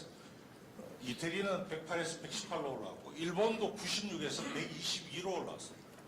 다 평균하면 이 정도입니다. 우리는 어떠냐? 지금 현재 서비스업이 제조업 생산성이 45%밖에 안 돼요. 이건 진짜 심각합니다. 왜 이런 문제가 되어 있느냐? 서비스업 생산성 중에서도 제일 핵심적인 게 금융이에요. 지금 현재 우리나라의 금융의 이 지금 부가가치 비중을 보시면 GDP에서 차지하는 비중이 계속 줄어들고 있습니다.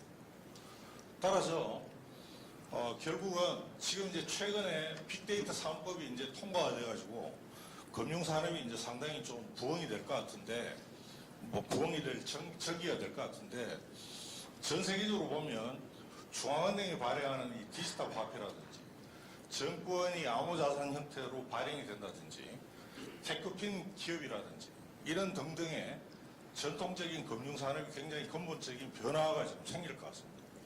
따라서 우리 한국당이 이러한 부분을 잘 좀 모니터를 하셔서 진짜 이 4차 산업혁명 분야의 자금 공급 채널을 확립을 할 수 있게끔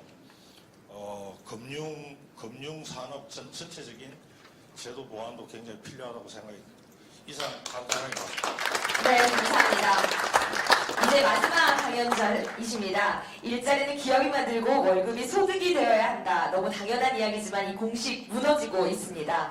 그럼 어떻게 해야 하나 답을 가지고 올 분이 계십니다. 오늘 연설해 주실 주제는 기업하기 불편한 대한민국 해법은 무엇인가입니다. 김성원 전 두산중공업 부사장님을 단상으로 모시겠습니다. 큰 박수 부탁드립니다. 네, 반갑습니다. 공직에서 기업을 거쳐 이제는 정치인으로 새로운 길을 열어가고 있는 김성원입니다. 다시 한번 인사드리겠습니다. 보통 이런 강연에 맨 마지막 강연을 하게 되면 상당히 맥이 빠집니다. 청중분들 대부분 빨리 안 끝나나 하시는 눈빛 간절하게 보내시고 있는데, 오늘 강연은 마침 마지막 부분에 와서 두 분 대표님 와주시고 또 수많은 기자분들이 오셔가지고 오히려 마이크를 잡고 있는 제가 주목을 받고 있는 그런 기분입니다. 다만 제가 생각하기에는 대표님, 이게 우리 자유한국당이 앞으로 기업과 기업인 출신들을 우대하겠다는 의도된 연출이 아닌가, 저는 그렇게 믿겠습니다. 감사합니다. 사실 오늘 저에게 주어진 제목이 기업하기 불편한 대한민국인데, 저는 저 제목이 조금 불편합니다. 우리 김광림 최고위원님을 포함한 우리 자유한국당 관계자 여러분들이 너무나 품위가 있으시고 점잖으셔서 제목을 조금 부드럽게 붙이신 거 아닌가 생각합니다. 지금 우리 현실이 기업하기 불편하다는 정도를 이야기할 한가한 상황입니까? 저는 절대 아니라고 생각합니다. 기업하면 죽어나는 대한민국, 기업하면 배가 망신하는 대한민국, 기업하면 감옥 가는 대한민국이 작금의 현실입니다. 저는 앞에서 토론하신 쟁쟁한 교수님들처럼 이론가는 아닙니다. 그저 기업 일선 현장에서 제 손으로 돈을 벌었던 생생한 경험으로 제 이야기를 시작하겠습니다. 문재인 정권의 대표적인 실정, 주 52시간 도입과 관련된 에피소드 하나 들려드리겠습니다. 2018년 4월, 그때 당시 청와대와 관계부처는 주 52시간 제도 도입을 위해서 치열한 여론전을 펼칠 때였습니다. 때로는 기업들을 압박하고, 때로는 여론을 호도하기 위해서 불러서 애로사항도 듣고 했습니다. 그날 또 청와대의 경제 관련 아주 고위직, 제가 그분의 명예를 위해서 성함과 직책은 밝히지 않겠지만은 대통령을 지금거리에서 경제에서는 가장 측근에서 보좌하시는 분입니다. 그분이 대기업 플랜트 사장단을 불러서 간담회를 했습니다. 저도 참석했습니다. 여러분 잘 아시다시피 플랜트 산업, 우리 산업의 대표적인 효자 달러박스입니다. 사우디, 인도, 아프리카 같은 동네에 발전소, 정유공장, 화학공장 등을 지어주고 매년 30조 이상의 돈을 벌어옵니다. 그런데 법의 특성상 오지에 열악한 그리고 아주 무더운 해외 현장이 대다수입니다. 그래서 이런 새벽부터 밤늦게까지 거의 24시간 일하는 것이 해외 플랜트 현장의 특성입니다. 그래서 저희 기업인들이 이런 해외 현장의 특성을 감안해서 주 52시간 제도를 도입하더라도 제발 해외 현장에 있는 우리 근로자에 대한 적용은 한 3, 4년 정도 좀 준비할 시간을 주십사 하고 건의 말씀을 드렸습니다. 그날. 그 청와대 고위공직자분의 답변이 걸작입니다. 아니 주 52시간 도입되면 해외 현장에 있는 우리 근로자도 적용 대상입니까? 라고 거꾸로 저희들한테 물어봅니다. 세상에 수출로 먹고 사는 나라에 경제정책을 하시는 분들이 자기들이 만든 정책의 적용 대상이 국내에 있는지 해외에 있는지도 모르고 만든 정책이 주 52시간 제도입니다. 그 순간 저희 기업인들 말문 닫았습니다. 뭐 더 건의를 해봐야 무슨 의미가 있습니까? 적용 대상도 모르는 정책을 하시는 분들에게 주 52시간이라는 저 제도는 책상머리에 앉아서 자기들이 지지하는 일부 대기업의 노조를 위한 정치 이념에 편향된 정책이라는 것을 그분의 그 대답 한 번으로 여실히 증명한 거 아니겠습니까? 저는 뒤집어서 생각해 봅니다. 기업하기 불편한 것을 뒤집으면 기업하기 좋은 나라는 어떤 나라일까? 저는 별다르게 딴 나라라고 생각하지 않습니다.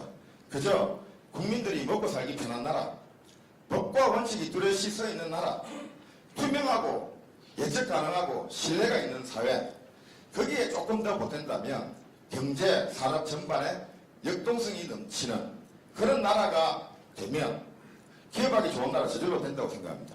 그런데 이미 제일 먼저 오늘 양준모 교수님이 소개하셨던 우리 자유한국당이 제시한 민부론에 그 다양한 그런 나라를 만들기 위한 경제정책이 다 나와 있습니다. 그러면 기업하기 좋은 나라의 해법 이미 나와 있지 않습니까?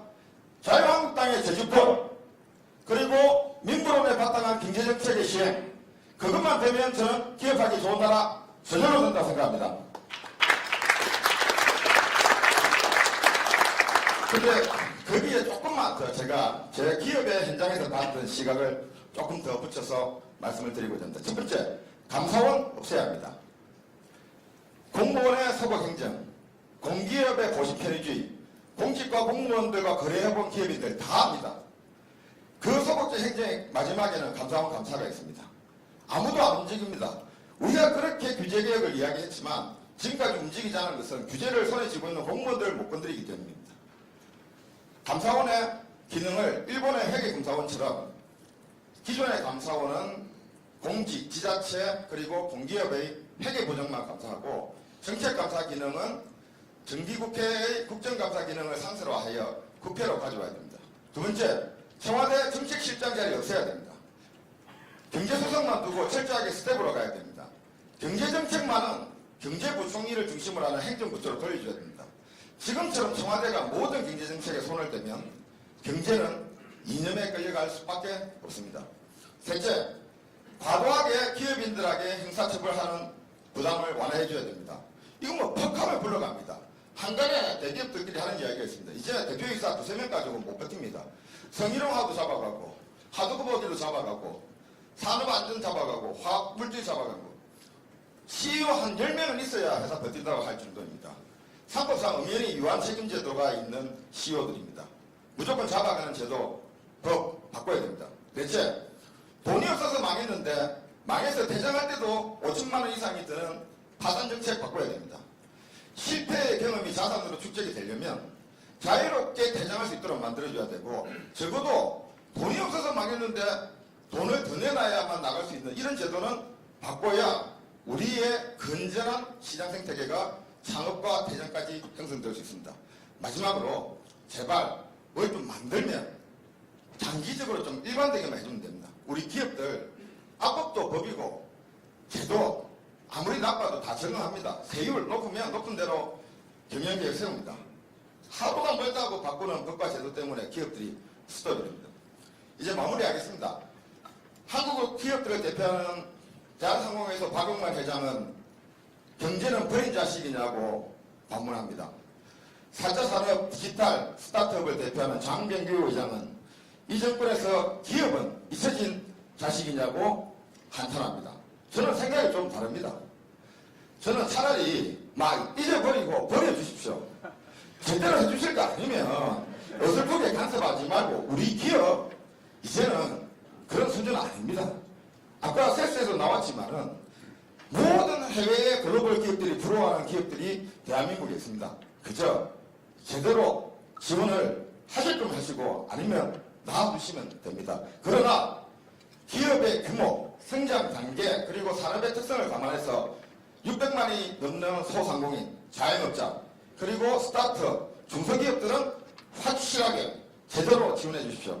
대기업은 알아서 잘할 수 있습니다. 기업이 발전해야 국가가 발전합니다. 기업과 함께하는 자유한국당 끝까지 책임지고 기업과 같이 가겠습니다. 감사합니다.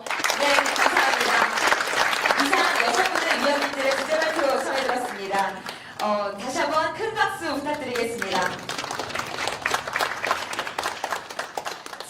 순서는 우리가 뵙고 싶어하는 분들을 무대로 모셔서 함께하는 말씀을 듣는 순서입니다. 참석하신 자문위원님들, 내빈 여러분, 오래 기다리신 만큼 그보다 더 설레이는 마음으로 순서를 기다리는 분이 계십니다. 대한민국 자유우파 최후의 보루이자 최전선의 사령관으로서 4.15 총선 승리를 위해 달려가고 계십니다.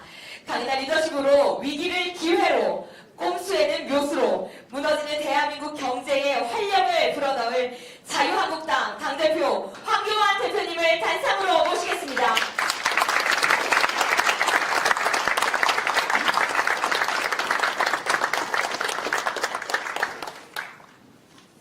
재미있는 이야기를 다 하신 것 같은데요.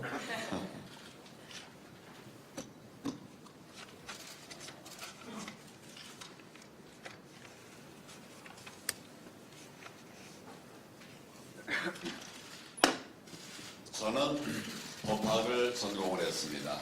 경제학을 전공하지 않았지만 대학교 때 조순 교수의 경제학 원론을 읽으면서 경제가 이런 것이구나 라고 하는 것을 그때 처음 접해 봤습니다. 중고등학교 다닐 적에 사회 시간에 했지만은 제대로 된 그런 경제학은 우리 그 조순 교수의 제 기억으로는 한 800페이지 정도 되는 두툼한 책으로 이제 공부를 했던 기억이 있습니다. 그래서 제가 지난번에 이제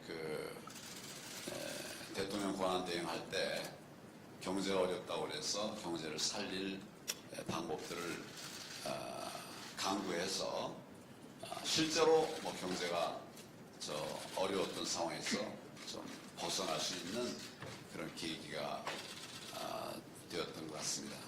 제가 경제학자여서 경제 살릴 길을 찾은 것이 아니라 자유민주주의, 시장경제론자이기 때문에 그대로 하니까 되더라고요. 뭐 어렵게 뭐 할 것도 없이 우리가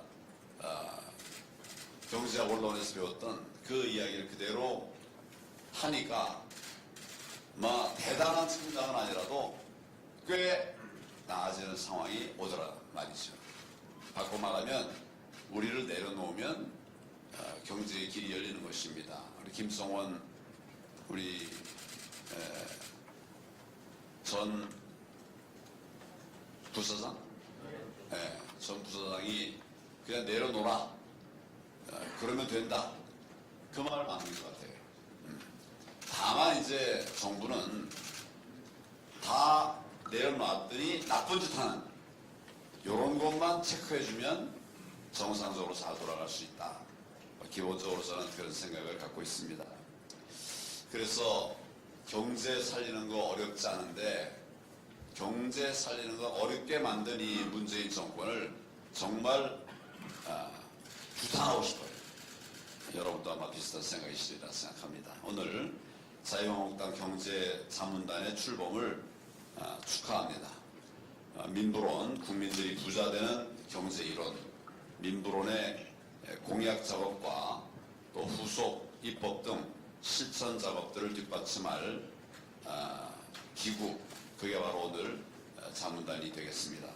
경제자문단에 기꺼이 참여해 주신 60여 분의 경제 전문가 그리고 17명의 청년위원님들에게 진심으로 감사를 드립니다. 오늘은 청년위원들 많이 못 나왔네요. 한번 손들어 보시죠. 청년위원들. 많네요. 예, 감사합니다. 저는 경제학자 5명을 불러 모으기도 힘들더라고요. 제가 이제 총리 퇴직한 다음에 공부를 하느라고 이제 좀 경제학자들 좀 찾아봤는데 힘들더라고요. 혹시 날 도와줬다가 보복을 당할까 두려워서 그랬는지 하여튼 찾기가 힘들었는데 이렇게 60여 분의 여전히 아직도 우리가 야당인데 경제 전문가들이 참여해 주시고 또 젊은 분들까지 같이 해주셔서 대단히 고맙습니다. 정면에 현수막 힘을 드림팀이라고 적혀 있는데 이름 참 잘 지은 것 같습니다. 이거 누가 지은 겁니까, 이름? 김광님 교수님들이. 제가 저 드림이라는 이야기를 많이 쓰는데 제가 커닝한 건 아니시죠? 제가 책 낼 때마다 이렇게 서명해서 드리면 맨 마지막에 황교안 DREAM 드림 이렇게 씁니다. 근데 사람들이 그게 드림을 쓴 건지 그냥 우리 글로 드림을 쓴 건지 못 보고 넘어가는 분도 있더라고요. 예. 정말 우리 경제가 무너져갈 때 드림을 드리는 우리 경제자문단이 되었으면 좋겠습니다. 뭐 다들 잘 아시기 때문에 상세한 얘기는 생략하겠습니다. 우리 오정근 교수님, 또 윤창현 교수님, 그리고 김태기 교수님, 김용하 어떻게 하시나요? 김용하 교수님? 그 뒤에 김용하 교수님, 최준선 교수님, 모두 그동안 수고 많이 하셨는데 이번에 공동 단장을 맡아주시기로 했습니다. 경제는 우리의 경제는 대한민국 경제는 징비록을 만드는 것에서 끝날 수 없습니다. 대안을 만들어 가야 되죠. 그래서 우리가 만든 것이 국민을 부자되게 만드는 경제, 민부론이었습니다. 그러나 민부론 만든 것에서 끝날 수도 없습니다. 그것을 입법화할 것은 입법화하고 또 우리 의식을 좀 바꿀 부분들은 또 바꾸면서 우리가 생각하는 그런 민부론이 실제로 경제를 살리는 정책이 될 수 있도록 하기 위한 이런 노력들을 앞으로도 많이 해 주시기를 당부를 드립니다. 경제와 민생은 자유한국당이다. 이렇게 우리가 입에 그냥 늘 붙이면서 경제와 민생은 자유한국당이다. 이런 말로 대한민국 경제를 살려낼 수 있는 우리 힘이 되시기를 바랍니다. 공약들도 이제 우리가 차근차근 내놓고 있는데 그동안 학자적 관점에서 내놓았던 공약들을 이제 국민적 관점으로 조금 이렇게 치환해서 쉽게 이렇게 만드는 작업들도 앞으로 좀 해 주시기를 바라고, 결과적으로 우리들이 만들어낸 이 민부론이 대한민국 경제를 살리는 큰 역할을 할 수 있도록 여러분들께서 힘써주시면 저희도 최선을 다해서 여러분을 응원하겠습니다. 우리 경제 자문단 저희가 믿고 따르도록 하겠습니다. 감사합니다. 네, 여러분 참여한 교수님께 큰 박수 부탁드립니다. 네, 다음은 집권 세력의 의회 날치기를 온몸으로 맞서신 분입니다. 20대에는 서울대 총학생회장으로 서울의 몸을 이끄셨고 30대에는 언론인으로 활동하시면서 진정한 방송 민주화를 위해 40대부터는 16대 국회부터 내리 5선 국회 부의장 출신 최초의 원내대표 자유한국당의 원내 사령탑 심재철 원내대표님을 소개해드리겠습니다. 오늘 이 출범식 진심으로 축하드립니다. 여러 사람들에게 꿈과 희망을 드리는 바로 그 환상적인 꿈의 드림팀이 오늘 드디어 이제 떴습니다. 5분의 공동 단장님, 또 60분의 애순문의 전문가님, 그리고 청소년들 해서 17분 해서 모두 77명께서 이렇게 일을 맡으셨는데 너무너무 고맙습니다. 저는 경제는 제 전공은 아니었기 때문에 잘 모릅니다만 제가 경제를 알았던 것은 정치판에 와서야 알았습니다.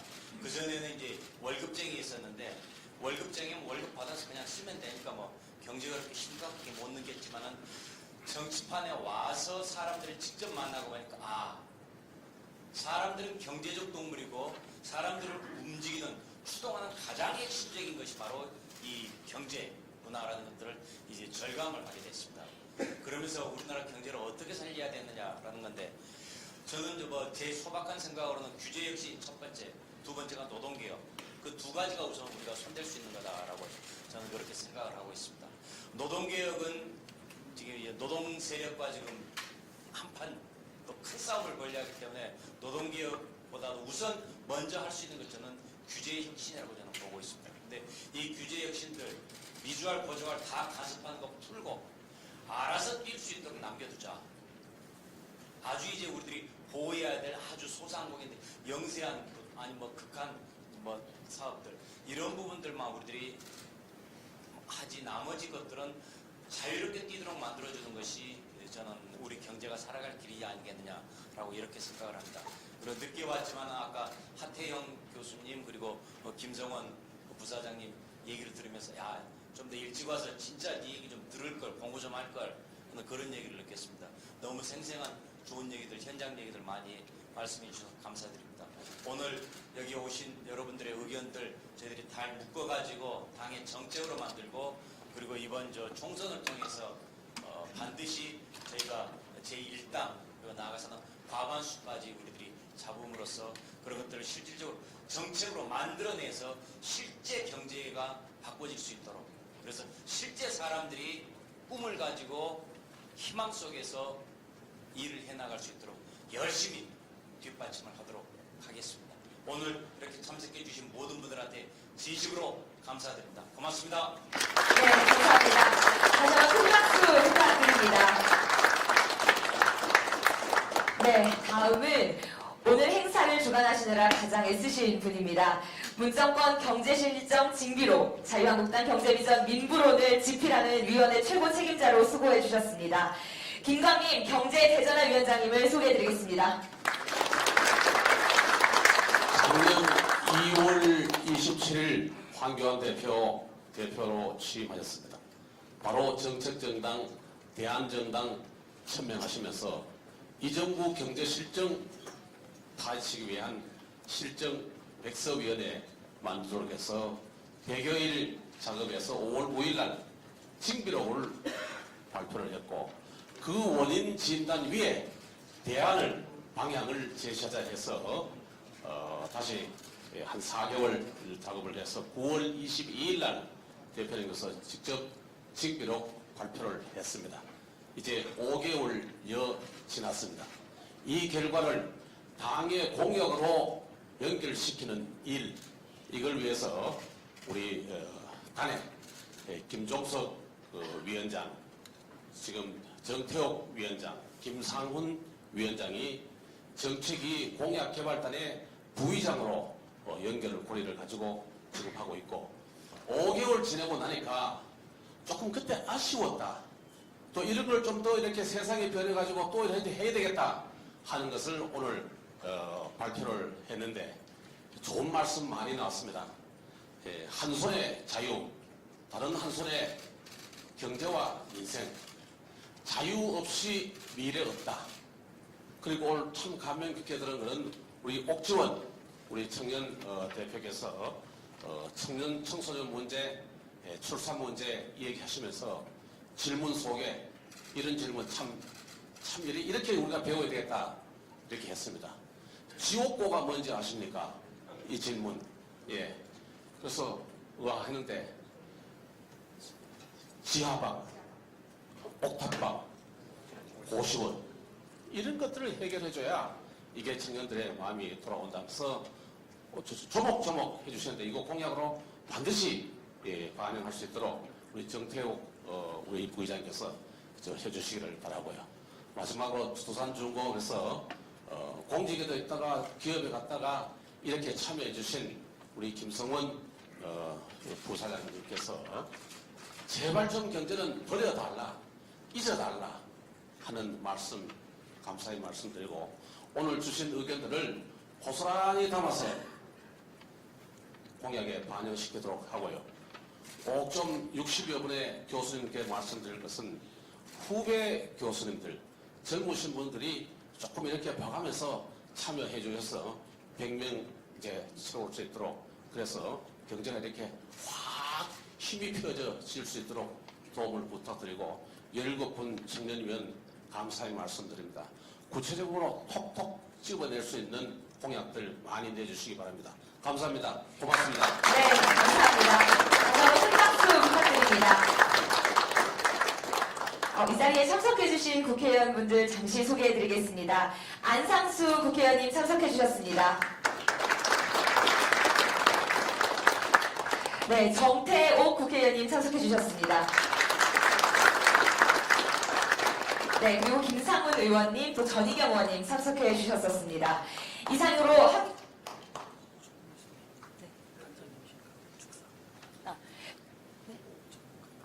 네, 다음은 오정근 그 단장님 축사를 간단히 듣도록 하겠습니다. 앞으로 청해 듣겠습니다.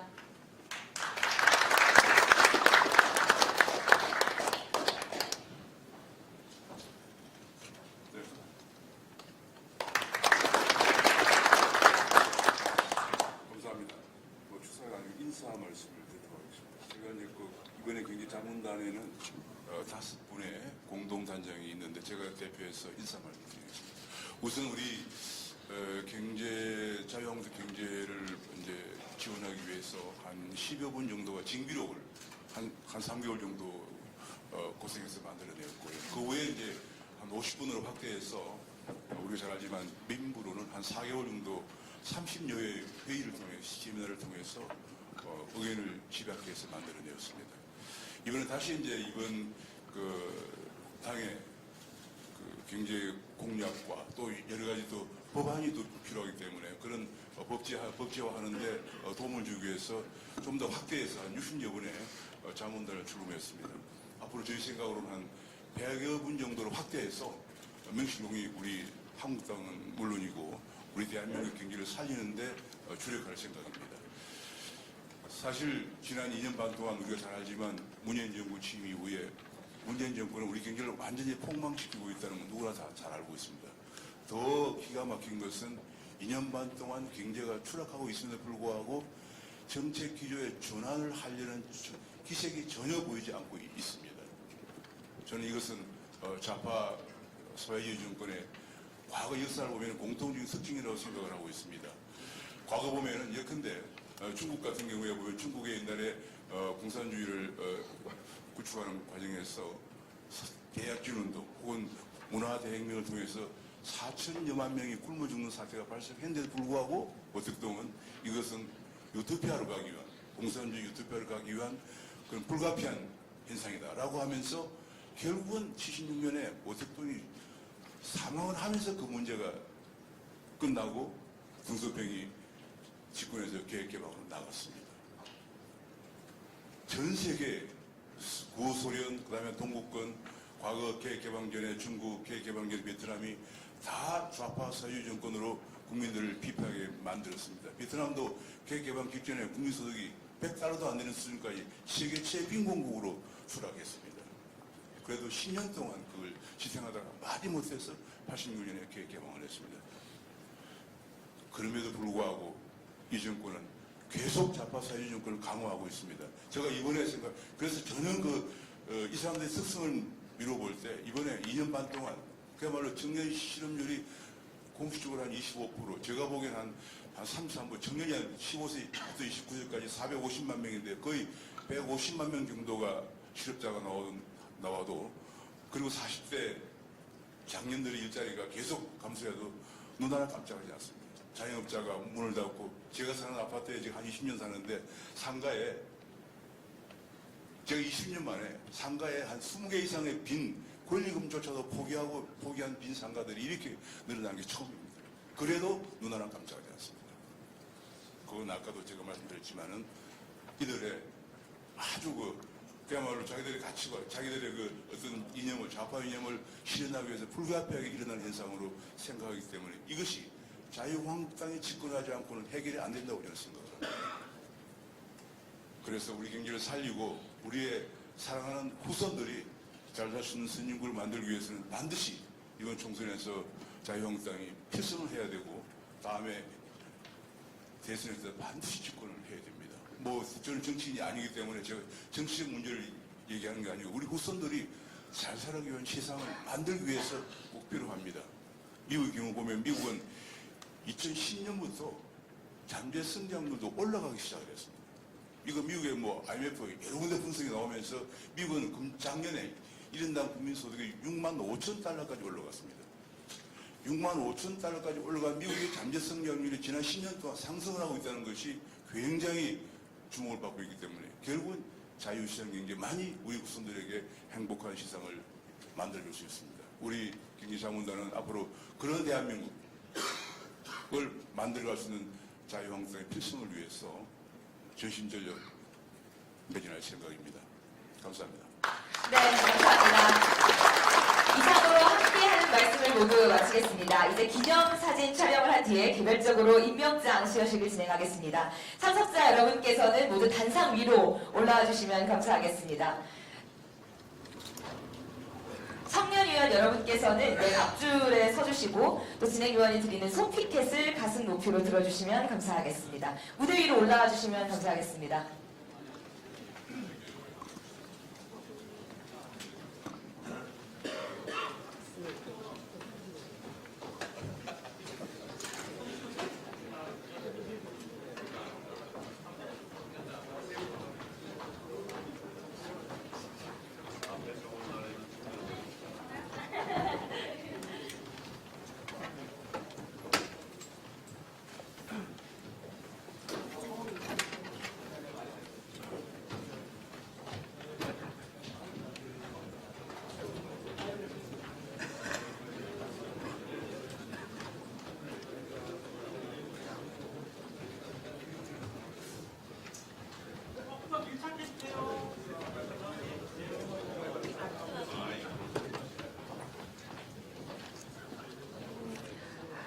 네, 함께 구호 외치겠습니다. 제가 총선을 하면 여러분께서 승리로 해주시고 제가 경제가 하면 여러분께서는 답이다 라고 해주시면 됩니다.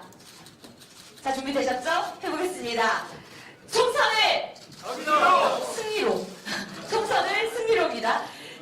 해보겠습니다. 총선을 승리로. 다음 경제가 답입니다. 경제가 답이다. 마지막으로 화이팅 한번 하겠습니다. 자유한국당 화이팅! 네, 감사합니다. 이상 임명장 수여식을 제외한 모든 행사가 끝났습니다. 자리로 내려와 주시면 감사하겠습니다. 네, 지금부터는